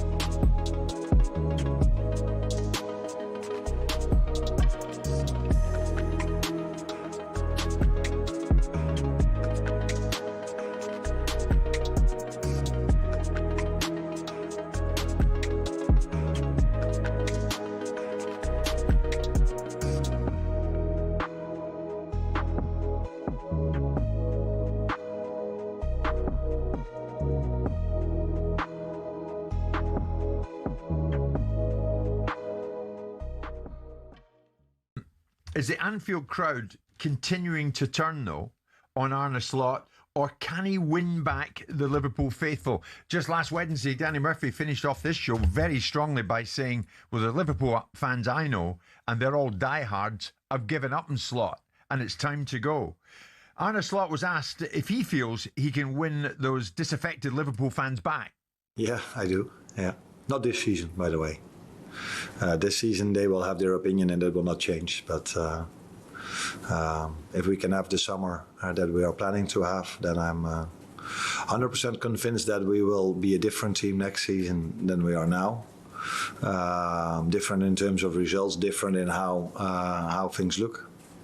But it's not always that simple, because sometimes you know what you have to do, but it's not always possible to also get exactly what you want. But for us, for me, it's really clear what we are lacking this season. Well, the boos rang out, Martin, at full time, and many of the Liverpool fans, Simon, are not having him any longer. One wonders what he's going to do now, or if he has any time left to do what he wants to do and win them back round. He won the Premier League last year, Jimmy. He's to be given more time, but they seem to have lost their way a little bit. I thought when he went there initially... More than a little bit, though, Martin. Yeah, but when he went there initially, like, it was very... I used to say crazy Klopp, but I really liked the energy that he got going, you know, that heavy metal tune that they used to sort of dance to. They came back from that a little bit and it was more managed, whereas this year they've not got to that boiling... From the Toffees to the Tractor Boys, the Eagles to the Seagulls, Gunners, Bees, Hammers and Magpies, Premier League teams have got a load of crazy nicknames. Ever wondered where they came from? Let's start with Everton. They're dubbed the Toffees, but why? Well, because when the club was formed, just down the road there were two local toffee shops. Ye Ancient Everton Toffee House and Mother Noblet's Toffee Shop were big fan favourites. Next, they say if you can't beat them, join them, and that's exactly what Ipswich Town did when it came to their nickname. The term Tractor Boys used to be chanted by their opponents as a way of putting the team down for their farming background. But during one game back in the late 90s, Ipswich were 1-0 up and they decided to flip the script. 1-0 to the Tractor Boys, they sang, and a new nickname was born. Let's head to Leicester, famous for more than just a red, well, orangey cheese and Jamie Vardy. Leicestershire's also the birthplace of fox hunting, hence the Foxes. Next up, turns out apples are not the only fruit that don't fall far from the tree. Bournemouth's nickname, the Cherries, comes from the fact the club's stadium was originally built right next to a bunch of cherry orchards. This next story actually involves two club nicknames. It started with Crystal Palace. They were having an absolute nightmare run back in the early 70s. They'd been relegated after a terrible spell and manager Malcolm Allison decided enough was enough. He wanted a new nickname, something strong, fast and destined for success. Something exactly like an eagle. But there's more to this one. Brighton were in search of a nickname too, and Palace finally gave them what they needed. In a heated match between the two back in 1976, Palace fans began chanting, "Eagles, Eagles," and some clever Brighton fans came up with the perfect reply, "Seagulls, Seagulls." Not all club nicknames have a crazy story though. Take the Gunners. That just comes from the fact a group of munitions workers in the Royal Arsenal factory in Woolwich set up the club in 1886. On the flip side, some nicknames seem simple, but there's a bit more to them, like West Ham. The Hammers is actually nothing to do with the ham part of the name. It comes from the fact the club used to be called Thames Ironworks FC and was made up of workmen and shipbuilders. So next time the away end's chanting their crazy nickname, you'll now know exactly where it came from.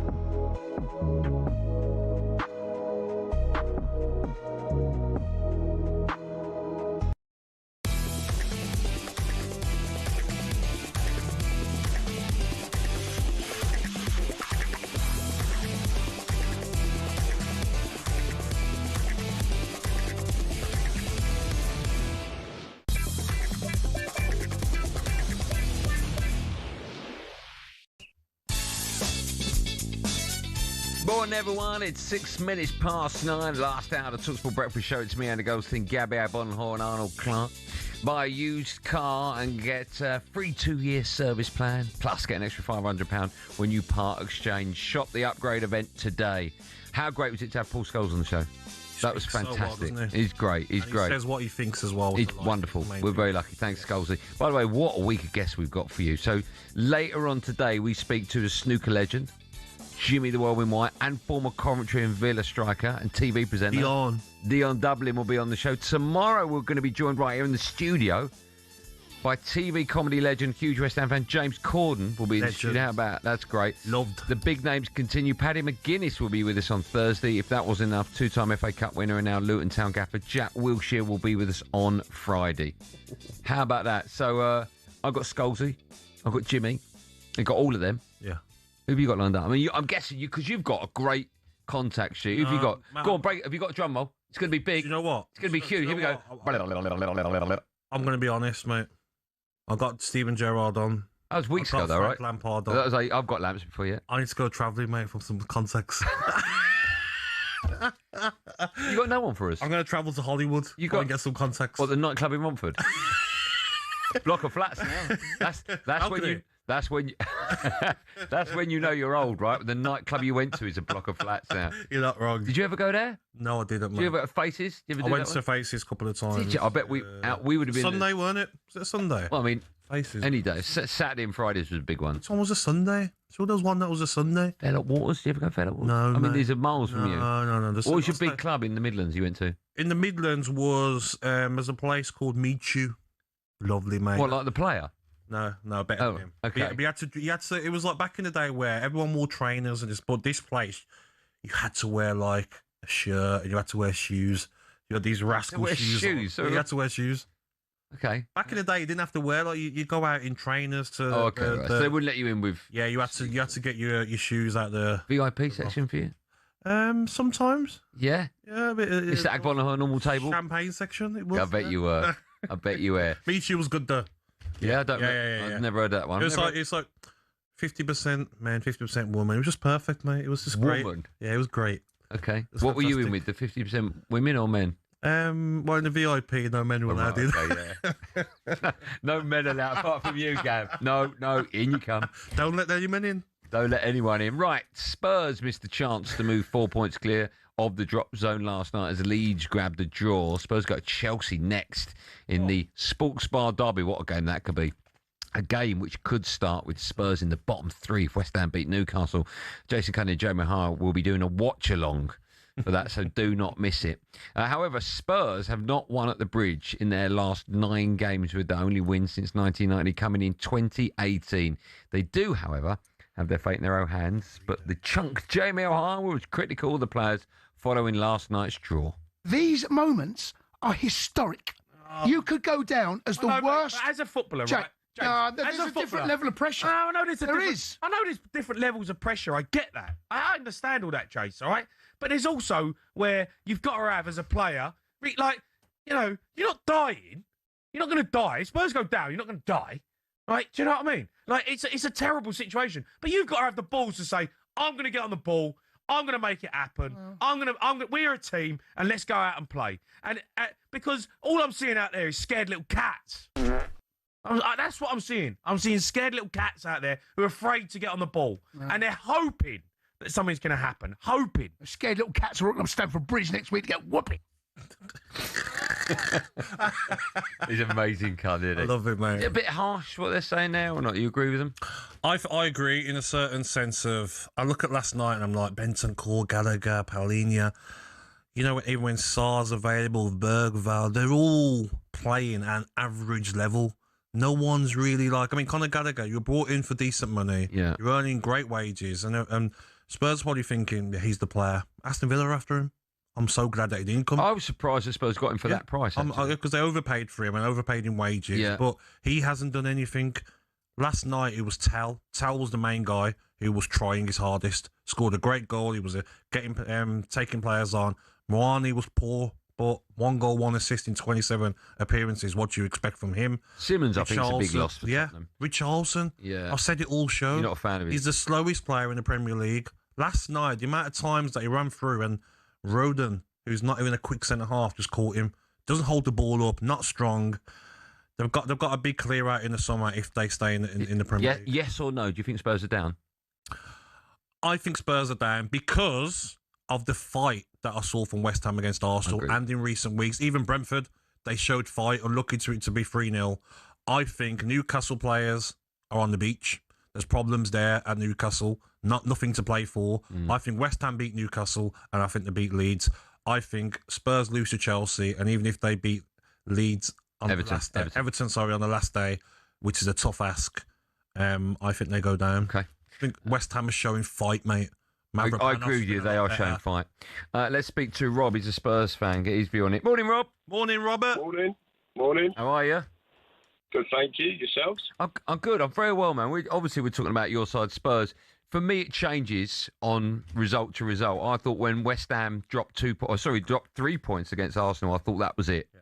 I really did for West Ham. But now you've dropped 2 points last night, and Gabby just went over the games that remain. I see them as favourites to stay up. No, I don't. Tell me why. I was at the last time we beat Chelsea, 5-2. I saw a lot of fight in our team, as we haven't had all season. And unfortunately, I didn't see it in West Ham on Sunday. I did. You know, I didn't. There was loads of fight with West Ham. Sorry? There was loads of fight from West Ham. Don't get me wrong, they put up a fair battle, but they didn't put the fight up that they can do, and I know West Ham can. Yeah, I think they did. I think they defended very well. They stopped Arsenal most of the game. Yeah, but I'm not scared of this Chelsea team. They're hit and miss. They're one game they're one game. But what about Spurs? Spurs are miss. We got Maddison back. That's all that matters. Is he fit enough though? I've been there, mate. When you've been out for a long time, it's over a year. Is he going to be ready? If he can come on for 45 minutes or half an hour, that'll change the game. Get us in front. Game over. Game over, he says. I don't think it's as simple as that. Marking him. When you come back from injury for that long, mate, ask any ex-footballer, like, your fitness is going to... It takes a long time to get back. It's a big ask for Maddison to save the day. Peter's a West Ham fan. Hi, Pete. Good morning to you. Good morning, Pete. Hey, boys, you all right? Yeah, good, man. All right, How are you today? Gabby, I spoke to you a few times. I just want to start off by saying yesterday when you opened your social media up to that news you had was absolutely disgusting. There's no need for that. Thanks, mate. And what they should do is, if you can put a link up of your charity and it proves that you can come out of the winner so we can donate to your charity and there's no room for racism in this country. Thank you, mate. So I just want to say as well, we've got to go to Newcastle on Saturday. It's not a given we're going to go up there and win. No? We've not got a good record. Or Sunday, sorry. Tottenham are in the position. They're 2 points above us. If we was to beat Newcastle and they was to get a draw against Chelsea, they've got an immense goal difference over us. So it goes into a final day shootout.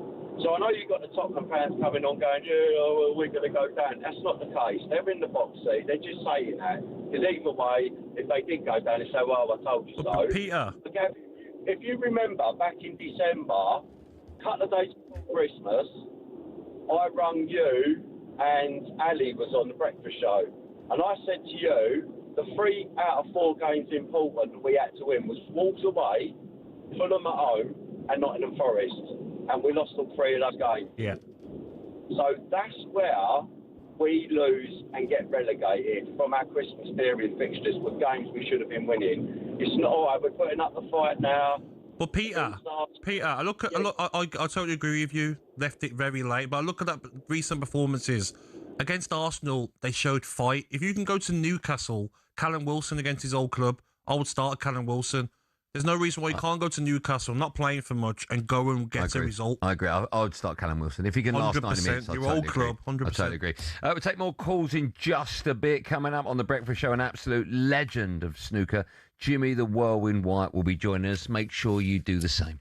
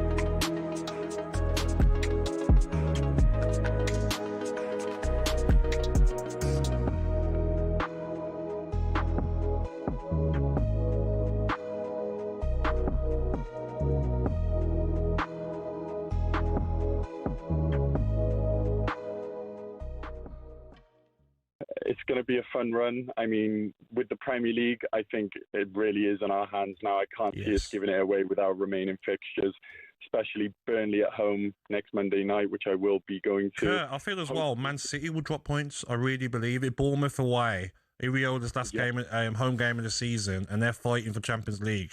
That's a tough game for Man City.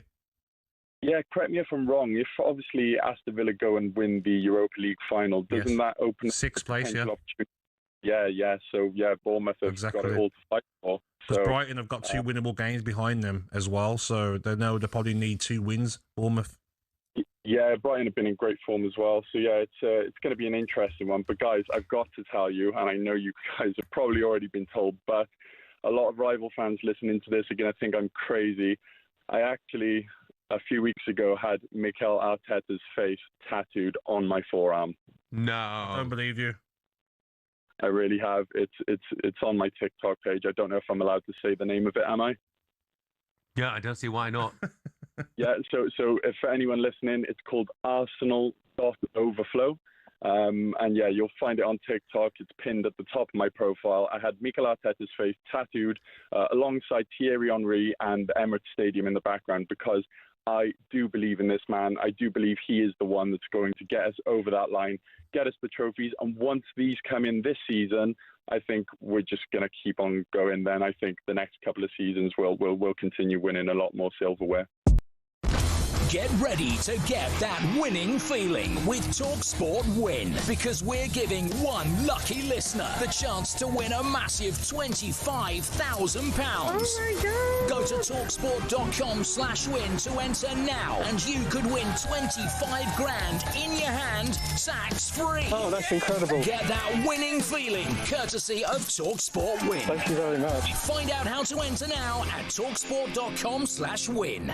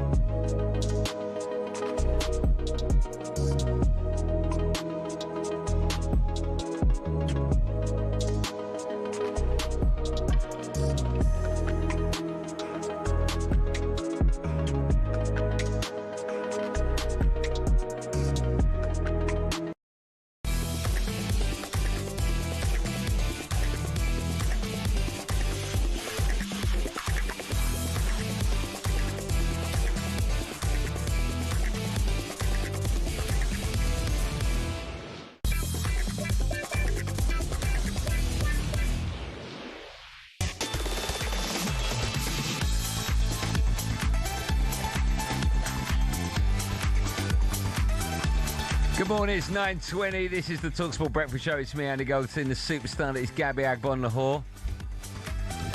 I'm laughing because we're going to talk snooker, right? And in a minute, we're going to say hello to Jimmy White. Now, all week, or all last week building up to today, and yesterday, and this morning, when I was speaking to Posh Ollie, the producer, I said, Scholes is going to be fine. He won't let you down.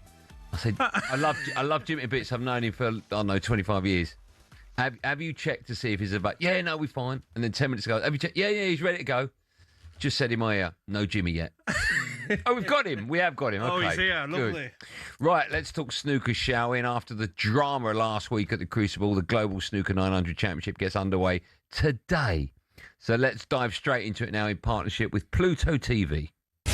15 minutes of frame on talkSPORT with Pluto TV, home of Snooker 900. Fast, free snooker you can dip into at any time. Stream now, pay never. Yes, time to say a big fat hello and good morning to one of the greatest players ever to pick up a cue, my favourite, the legend that is the whirlwind of London town, Jimmy White. Morning, Jimmy. Morning, Jimmy. Morning, Andy. Morning, lads. How are you? Are you good? Yeah, very good, mate. All sweet. Jim, do you have a reputation of being late? No, why? I used to years ago. Yes. I lost a decade, but I'm all right now. Thanks so much for coming. How you been, Jim? All right, I saw you last week. I'm really well, Andy. I've been, obviously we just played that seniors. I narrowly lost to Milkins, who now only lost to O'Sullivan, and seeing O'Sullivan playing on the senior circuit, it's brilliant for the game. It's fantastic. Yeah, it is. It's great to see, and he went on to win the Senior World Championship as well. Tell us about this 900 Championship, because he's playing that, you're playing with that, some big names in it. I think Sean Murphy's in it as well. Tell us a bit more about it, Jim. Well, it's 900 seconds, so it's 15 minutes. A little bit like the shootout. You have to hit a cushion. If you do a foul, it's ball in hand, and they've got a spotted white ball, so you can see all the reverse side and spin on the cue ball, which makes it very exciting, very quick. And even though we're playing best of nines, the maximum can be 900 seconds for a frame. So it's very exciting. This is like the fourth or fifth one now, but we got all the top players playing in it because they enjoy it. It's good fun. Yeah. What I think is interesting, Jim, is the tactics involved. And the reason I say that, I was lucky enough, incredibly lucky enough, I was up in Sheffield on the Saturday just gone. I played Dennis Taylor, a frame of the 900. And with about a minute to go, I'm 1 point in front, and there's a red on the cushion, but near the yellow pocket. And Dennis got into my head. He said, even though I was leading, he said, if you pot that red, you'll probably win. And I'm thinking, oh my God, I'm going to beat Dennis Taylor on the table at the Crucible. I went for it. I missed it. He potted it. He potted a brown. And then, of course, he let the shot clock, roll down. And then he beat me. So the tactics, it's not just snooker. You've got to keep your eye on the clock as well, right?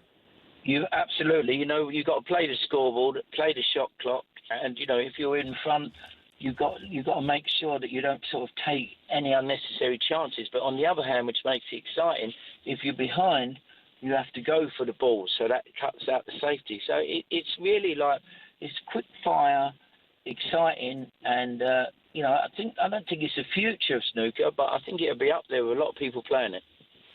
Jimmy, Barry Hearn told us that snooker's in a great place right now, and it has a massive future ahead, especially with the young talent coming through. Do you agree on that? Make no mistake, Ying Tong, who won the World Championship last year as an amateur, come through, and then Ruiza this year, he plays the game. Like me and Stephen were talking backstage in the Crucible on how fantastic it is to see a player that just got such a high percentage of long pots. Now, a lot of them shots that he goes for, people will be thinking, the opponent will be thinking, well, we're pleased that he's going for these, because if he misses it, he does the game in. But he's such an attacking, high percentage of long potter, and he's fabulous. He's looks good, exciting to watch. And, it's a little bit of a Rocky Balboa story. He was in a one-bedroom flat, sharing a bed with his dad 2 years ago in Sheffield, just about having enough to eat and practice, just about surviving. So it's amazing. Snooker's doing better than ever, I think. You've got so many good players, so many good tournaments. And O'Sullivan, for me, in the World Championships, there was only one or two shots that he didn't sort of put John Higgins away because he hadn't had much ring time. He might have gone on to play Ruiza in the final. And, the match with Mark Allen where he missed the black, you can't get any more exciting than that. So snooker's in a brilliant situation. Unfortunately for the UK and Europe, most of the players are coming from China. They've got 200,000 snooker clubs in China, so they got so many people playing. So that's a disadvantage for us. So we need to get. I was going to ask you about that. Behind it, the sports.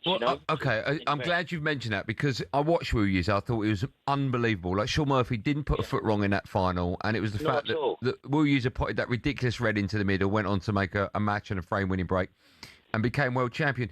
The only player, we've got a few young kids coming through. Stan Moody is the one for me that jumps off the page. Yeah. But why do you think that is? Is it because kids in and around Europe, they're just more concerned about being on their computers and their phones and their PlayStation and all of that? Absolutely. You go into some of these, I still do the exhibition circus. You go to some of these clubs and the tables are so bad. When I was learning to play, me and Tony Mio used to brush and iron 16 tables, 8 each, to get free time on the practice. So you really appreciate it. Now they've got, in China, they've got all the best facilities. They've got snooker and pool, even darts. They've got it in schools. So, we're well behind. But we just need to get. I've got a club in Woking. I've got some really nice tables. We're keeping them up to standard. There's no sort of good facilities. There's a couple of academies in Sheffield, and there's one in Darlington, but apart from that, we haven't got the facilities, so you're not going to get the players coming through, unfortunately. Jim, thanks for coming on. Do you know you got in the Snooker 900? I have Anthony Hamilton or Billy Castle to play O'Sullivan on Saturday night. Oh, wow. That'd be fantastic. Yeah. Jim, thanks for coming on, mate. How's your family? Everyone all right? All good, mate. I'm just a bit worried about Chelsea. I was hoping, I was praying Mourinho wouldn't go to Madrid. And I was also praying that John Terry wouldn't get involved in Colchester and take over the club because we're in trouble at the moment. Oh, dear. Jim, do you know, I forgot you were a Chelsea fan. We had a Chelsea fan phone up earlier on, and he said he'd rather lose the FA Cup final if it meant they could relegate Spurs. What's your view on that? Oh, well, listen, that's so... like, what's wrong with this fella? You know, it's like, we can like, you know, we can have a miracle, but on present form, we're going to get battered, but... You know, you never know. It's a one sort of game situation. You know, if we play well, who knows? But hopefully next year we've got some young talent. If we get a good manager in, I think we can start performing again. Your team looks like they've done it. Yeah. Well, getting better. Yeah. Getting better, yeah. Yeah, well, it was a bit of a scare. They're better than they was, for sure. A few definitely. Weeks ago. Yeah. All right. Jim, I love you. Thanks for coming on, man. Good speaking to you, pal. Cheers, Andy. God bless everyone. See you soon. Mate. There you go. Legend is Jimmy White. Yes. I love that man so much. Where on the all-time greats? For me, it's Ty. Grew up as a kid. He was my idol. And I'm lucky enough to have become mates with him. And when I've done week-long tournaments away for like Eurosport, we go to like Ireland or we go to Wales, whatever. You go out of him, he's like, you're walking with the king. It's amazing. Better than Stephen Hendry? What, as a player? Yeah. No, Stephen's better. He won 7 world titles, yeah. But Jimmy, for me, is the greatest ever. Okay. I love that man. Yeah. By the way, you should all watch the Snooker 900. It's live on Pluto. It's free to watch on Pluto TV. It's such a great event. It's so quick. It's so fast. It's so exciting. Shot clock and everything's brilliant. So make sure you watch that. Right, coming up next is Villa's season in the balance with the Champions League football not guaranteed. Yeah, you heard me. No one told me about this. That's probably why we got Dion Dublin on. He'll be talking about that right after this on The Breakfast Show. 15 minutes of frame on talkSPORT with Pluto TV, home of Snooker 900. Fast, free snooker you can dip into at any time. Stream now, pay never.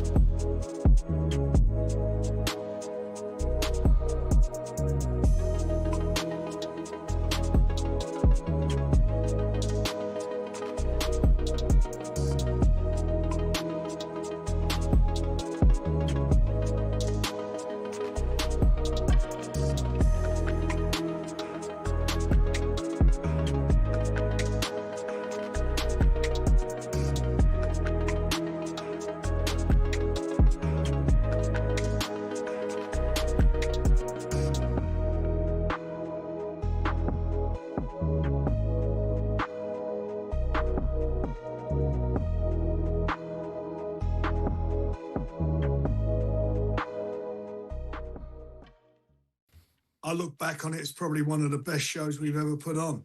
The main event was just unbelievable. Unbelievable fight. 2 absolute warriors who gritted their teeth and gave everything. And the place was rammed out, it was sold out, and everybody there, they were just enthralled by it. And of course, we saw it happened in the early moments. Frank Dubois picked himself up from the canvas twice after all the question marks about heart. And I know you bristled at these questions before the fight, but is Daniel now no longer a man to be doubted? Well, look at the punches that he took. And he got up, and he gritted his teeth and got on with it, and he's matured. And he boxed extremely well. I watched it back on the replay on TV, and I thought it actually looked better on the replay than he did when I was watching it. I thought he was excellent, and he was so good afterwards. The way he praised Fabio for his, the part he played in the fight. It was magnificent. And anybody who doubts Daniel now, I don't know what planet they're on. I mean, he's matured mentally, and I believed in him. We've stuck with him. We've believed in him and stuck with him, and he delivered for everybody. I think you thought the heart issue, the heart question was a valid one before the fight. Well, Simon. I didn't think it was a valid one, but I thought it. Amen Corner, perhaps the most feared run of holes in golf. Each year, it claims the tournament hopes of many, with balls hitting bunkers and water traps aplenty. But why is it so fearsome, and where did it get its name? Just the thoughts of holes 11, 12 and 13 at Augusta National gives the likes of Rory McIlroy and Jordan Spieth the shivers. McIlroy hit 3 over and Spieth hit 4 over in their final rounds to blow their hopes of a green jacket in 2011 and 2016 respectively. But did you know Amen Corner's name is inspired by a jazz song from 1933? American sports writer Herbert Warren Wint, on the left here, wrote about it in 1958, referencing the song shouted in that Amen Corner when describing the run. Hole 11 is a par 4 over 520 yards with a green guarded by a pond and bunkers to the front edge. 12, perhaps golf's most famous hole, is a par 3 over just 155 yards. The green's guarded by Rays Creek at the front, more bunkers and azalea bushes ready to punish the smallest error. Then there's the 13th that teases the hook shot over the trees. It's a dogleg par 5 over 545 yards that's inviting for big hitters who want to reach the green in 2. If you want to win the Masters, you have to keep your score down around Amen Corner. So who'll be the next to fall victim to golf's most famous and most daunting challenge?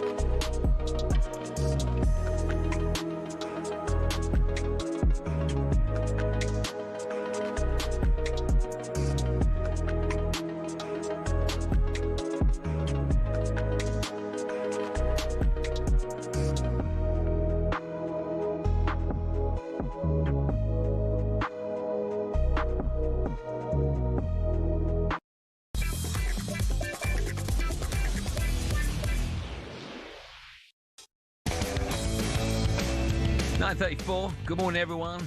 What a morning as well. I can't really see. Is it sunny out? It looks sunny out. Lovely day, down mate. south. It looks lovely. Lovely day. It's the talkSPORT Breakfast Show. It's me, Andy Goldstein, Gabby, Agbonlahor and Arnold Clark. It's the perfect time to upgrade your car. Get 2 years free servicing when you buy a used car in the upgrade event. Check it out online. Just quickly, we were playing some Chris Evans stuff. He's down at Virgin. I bumped into him before. Yes. He come up to me. I was a little bit in awe of him because he's one of the reasons why I got into broadcast. I'm a big fan of it. He said some lovely things about this. He's a lovely guy. Yeah. Big fan of yours, mate. Yeah, that's very kind. And likewise. Yes. Likewise. He said he wants to play golf with me. Really? I was like, you know you made it when you played golf with Chris Evans. Is that in his garden? Or... Probably. That's a very good call. Right, time now for this. Do you fancy £25,000 in your hand, completely tax-free? Not you, Gabby. I know you've got that in your pocket. At talkSPORT, our competition's just got a whole lot bigger, with even more prizes up for grabs to give you that winning feeling. Head to talksportwin.com to enter and for full T's and C's. Well, that's a nice short read. Is that it? Oh, how nice is that? Good work, everyone. Get used to that. Chop loads of that out. Right, I'm covering Jeff, Ali and Alan this week, and today... alone, we've already heard from Paul Scholes, Big Zoo and Jimmy White this morning. But the huge guests keep coming with the talkSPORT Breakfast Show. Now we're joined by a man who was brought to Man United, but then went on to be a success for Villa, Coventry and Celtic as well. Gabby has admitted he's nervous about the run-in for Villa. If they lose the Europa League final and struggle to finish in the Premier League season, they might not get Champions League football. So how much of a disaster, would that be? It's a very good morning to a proper Aston Villa legend. Yes, I've waited so long to say that. Agreed. As we say hello to the superstar that is Dion Dublin. Morning, Dion. Good morning, gents. mate. How are we? We're good, man. How are you? Well, you look like you're That's harsh on Gabby, by the way. You know he's the proper legend of Villa. Don't have it, Gabs. I'm just reading the text you sent me for the intro, that's all. How are you? You look really well, Dion. Yes. I am good. I'm good, gents. Just enjoying life, you know. I'm walking, talking, breathing, mate. I'm happy. Well, it's good to have you on. Thank you so much. You're joining us to talk about a brilliant change we're seeing in UK homes. Is that right? Yeah, I've partnered up with Eon Next. They've done their research and it's worked perfectly, Andy, because I'm actually building my own house at the moment, and they've done their research into it's kind of the current sort of energy landscape, so to speak, with what's going on in the world. People and property and buying houses, they're looking for different things. They're looking for energy efficient solutions that are, solar panels and air source heat pumps and stuff like that, and batteries in the house. It's an important time to get your home right, so it's future proofed for your lifetime. That sounds very exciting. Yeah, I think as well. Look at, no one knows where they stand. Do they dealing with the bills? With the gas bills that they can go up at any time, and it's a lot for people, isn't it, to afford these bills? It is, Gabs. It is, Gabs. And you know what? There's initial outlay, for your solar and your EV charger and stuff, but it's your home. You're doing it the right way. It used to be a bit of a it used to be a bit of a luxury to have solar panels, but now it's becoming a backbone to what you should actually have and actually install in your house. And people are thinking about different things rather than, I'd like a nice garden, I'd like a nice driveway. It's about, right, I need air source heat pumps. And when Eon Next got in touch with me and said, Dion, would you mind, talking about this and letting people know how important it is and how the landscape has changed, I said, no problems at all. Because I'm actually building a house myself. And I'm doing exactly that. Are you good at? Gabby told us earlier on he's got aircon in his bedroom. You're going to be putting that in? Aircon's good. Yeah? Aircon's good, Gabs. See? I'm ahead of the game, Andy. He's got it in all 11 of his bedrooms, though. I don't have them. One bedroom, I've got aircon. Limit it to 8, Gabs. Limit it to just 8. He's got 8 in the West Wing. I don't know about the East Wing. I wish, guys. Right, listen, while we've got you on, we have to talk about Villa. How confident are you that this team are going to get the Europa League over the line? Well, he's got them to this point. He very rarely fails.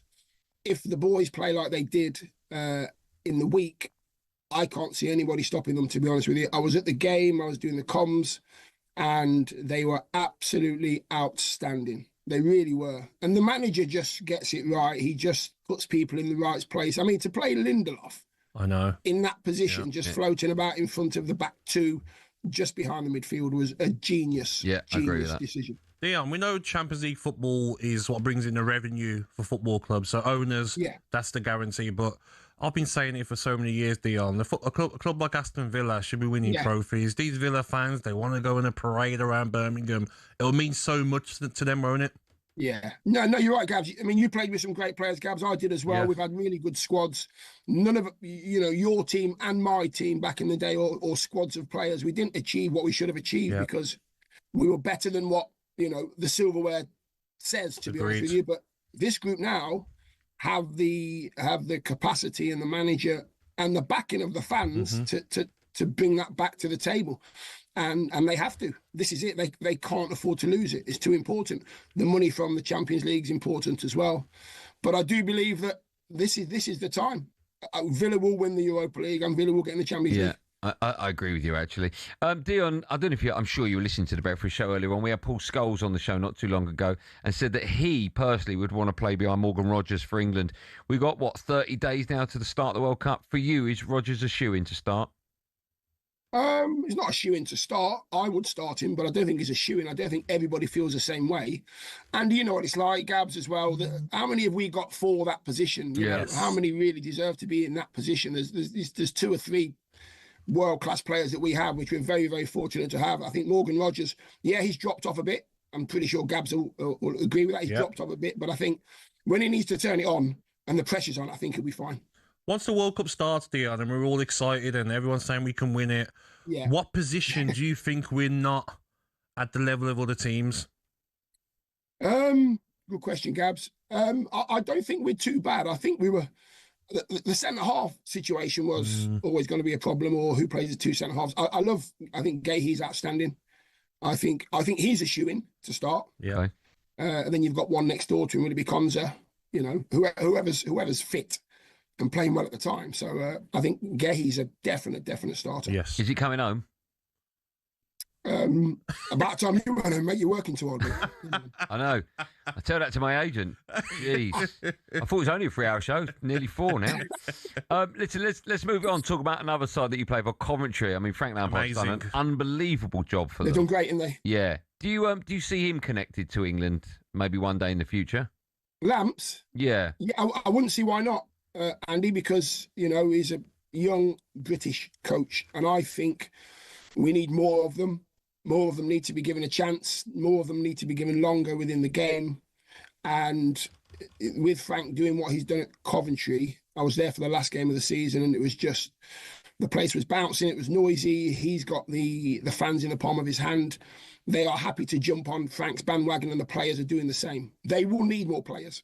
What does it mean to Coventry, Dion? You know the Coventry fans better than anybody. You know what they've been through, going to different stadiums to watch their team play, not in the Premier League for so many years. What does this promotion mean to them?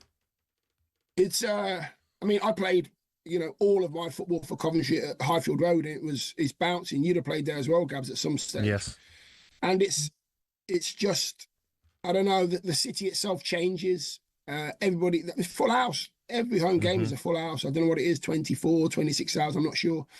But they've waited a long time. They've had to travel to Northampton for their home games. They've had to travel to Birmingham City for their home games. Now they've got a home again. And Frank's actually rewarding them by, getting them and keeping them in the Premier League. Yeah. They've enjoyed their football. And they deserve it. They're great fans. Dion, how difficult do you think it's going to be for Lampard? Let's say next season they're in the Prem, and then no disrespect to Coventry, but a bigger team are struggling around Christmas time. A bigger football club. A bigger football club, are struggling around Christmas time, sack the manager, and then approach Lamps. How difficult is it for him to stay with Coventry?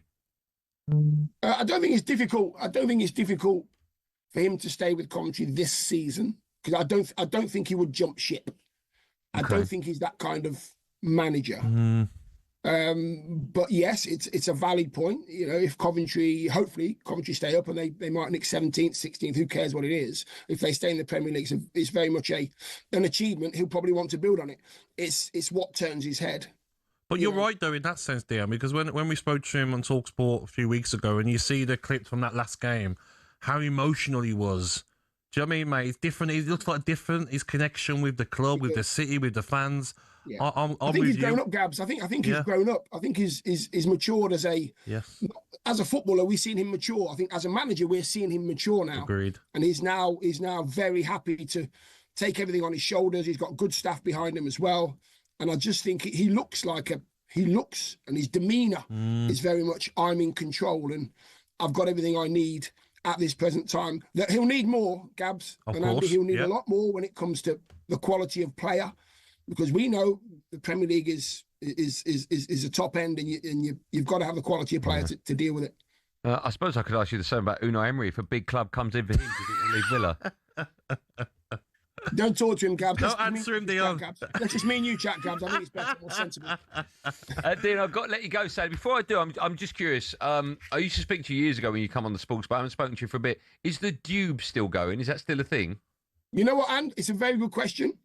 The Dube, I still have the Dube. Yeah. But at the moment, I have Dube shakers, which are, turning the musical world heads. Can you just explain to people what they are that think we're both going nuts? So Dube... I pass my Dube shakers quickly. Somebody pass my Dube shakers in my brown bag. You've got one of you. I have, yeah. That's when you pass my Dube shakers in my brown bag right there, rucksack. That's when you know you're famous, when you shout to someone, pass me Dube shakers. It's staff in his house. No, staff. So what it is, Andy, the Dube shakers are they're little miniature Dubes themselves. Yeah. And they are in a rack, and they sound incredible. I'll show you. Here they are now. Here they are. They're coming. Thank you very much. Very kind. Here we go. So if you're watching on YouTube, you can see it's holding it up now. You're going to shake. It looks very fancy. Are you going to shake it so we can hear it? These are Dube shakers. So what it is, this is one. Yeah, we can't hear anything. I'm being honest there. There's no Dube sound. Shakers. And what it is, Andy, look, they're all individual shakers. Okay. All got different tones. We can't hear anything. We're not getting any sound at all. Can you do it near the microphone? I can, yeah. Go on. That's better. I can hear that.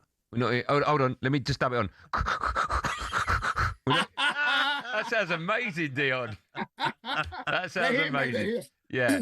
Still alive, still enjoying my music, and still playing the Dube myself. And it is a passion of mine. It is a passion of mine, just, putting on bands and playing music myself, all my family music as well. So, Dion, always a pleasure. Thanks so much, man. You look great, by Andy, the way. before you go. Yes?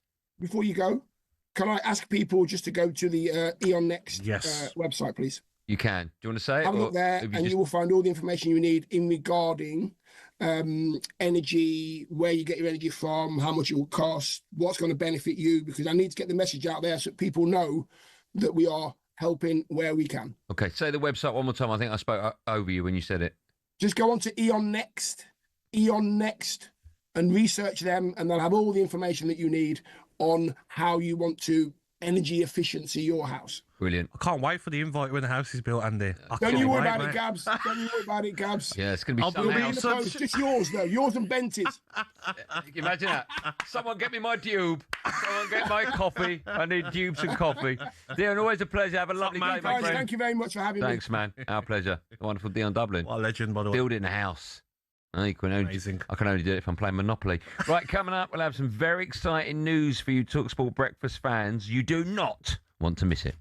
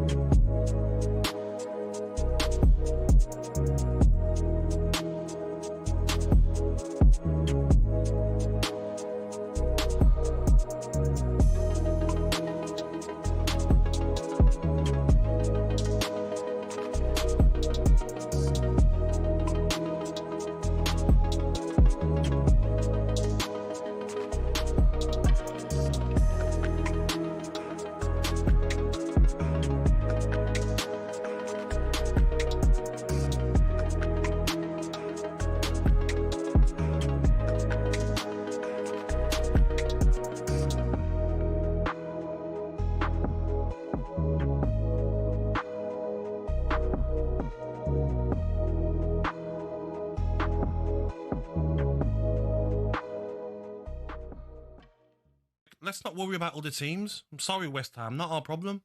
Okay, you lost 3-0 to Brentford. You've got 3 games. Go and beat Arsenal on the weekend. Do it yourself. Aston Villa, worry about Aston Villa. And the players, they took it easy. My daughter was there in the Holton. She's like, Dad, why is everyone walking? It was walking football from Aston Villa. But then when you see a performance like that, where they've put in 100% every player, you don't care about that. Up the Villa! Up the Villa! Up the Villa! Istanbul! Do you want the hands mask? Put the hands mask on. Gabby's putting the hands mask on. Up the Villa! Up the Villa! Up the European Villa! Istanbul! Istanbul! Let's go! Let's go, baby! Boys, do as anyone see. Do as anyone see. Yeah, Go on, Gabby. Let's set it up for Gabby. Sorry.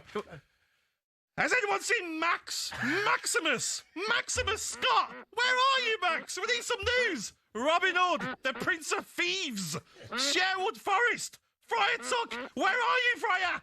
The original boots chemist. Hooters. Is Hooters closed? I used to open Hooters. Close Hooters. Shut it down. Matt Ford. Do us a favour, mate. Stuart Broad. Where are you? Chris Wokes. Better player. Where are you? Tricky Trees. Rock City. HB Sauce. Where are you? Notts. Forest. And Big Age Masters kill me. The Big Age Masters kill me.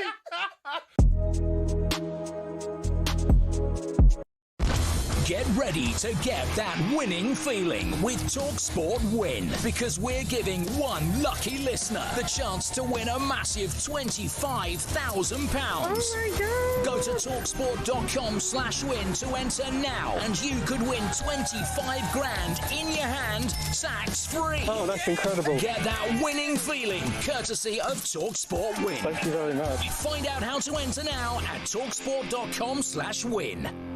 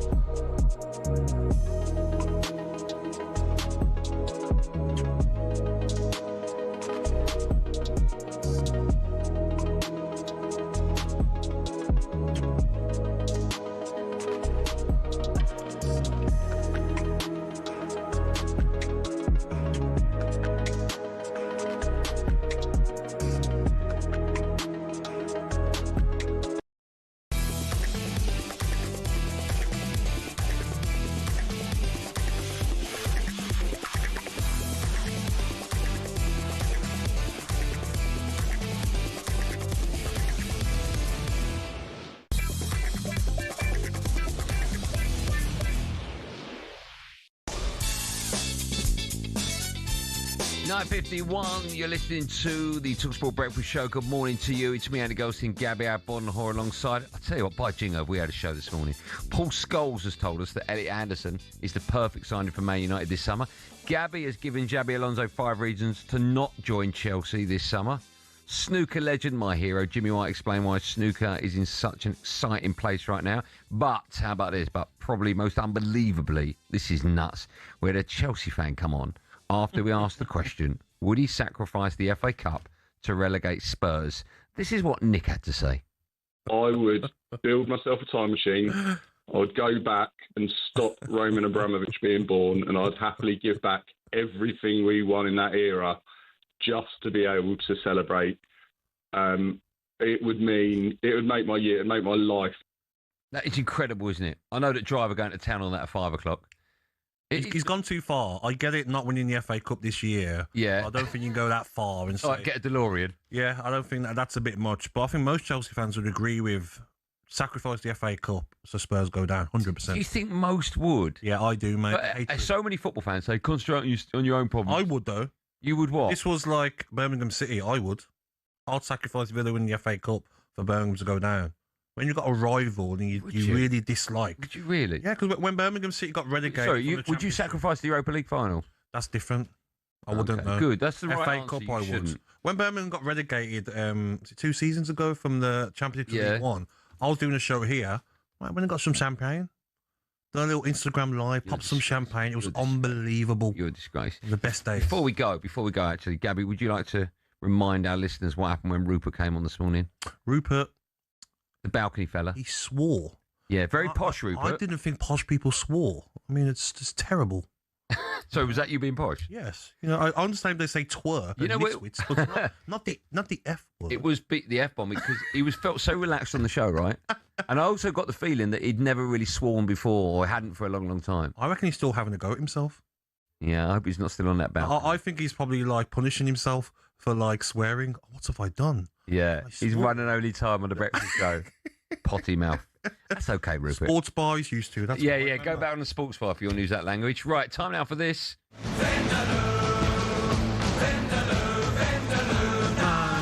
Yeah, it's a tedious link, but you may be saying, why are you playing this? Well, we've got a very special guest coming into the studio tomorrow morning, and to give you, this could be awful, to give you a hint of just who that might be, me and Gabby have put on our acting caps. Well, I had mine on. I don't know what cap Gabby had on. Have a listen. Right, Gabby, we're getting an Indian. What do you fancy? Chicken boona, lamb boona, prawn boona, mushroom rice, bag of chips, keema naan, and 9 poppadoms. Well, I'm just thinking we'll stick it all on a desk, and we can share. Whoa. Right, okay.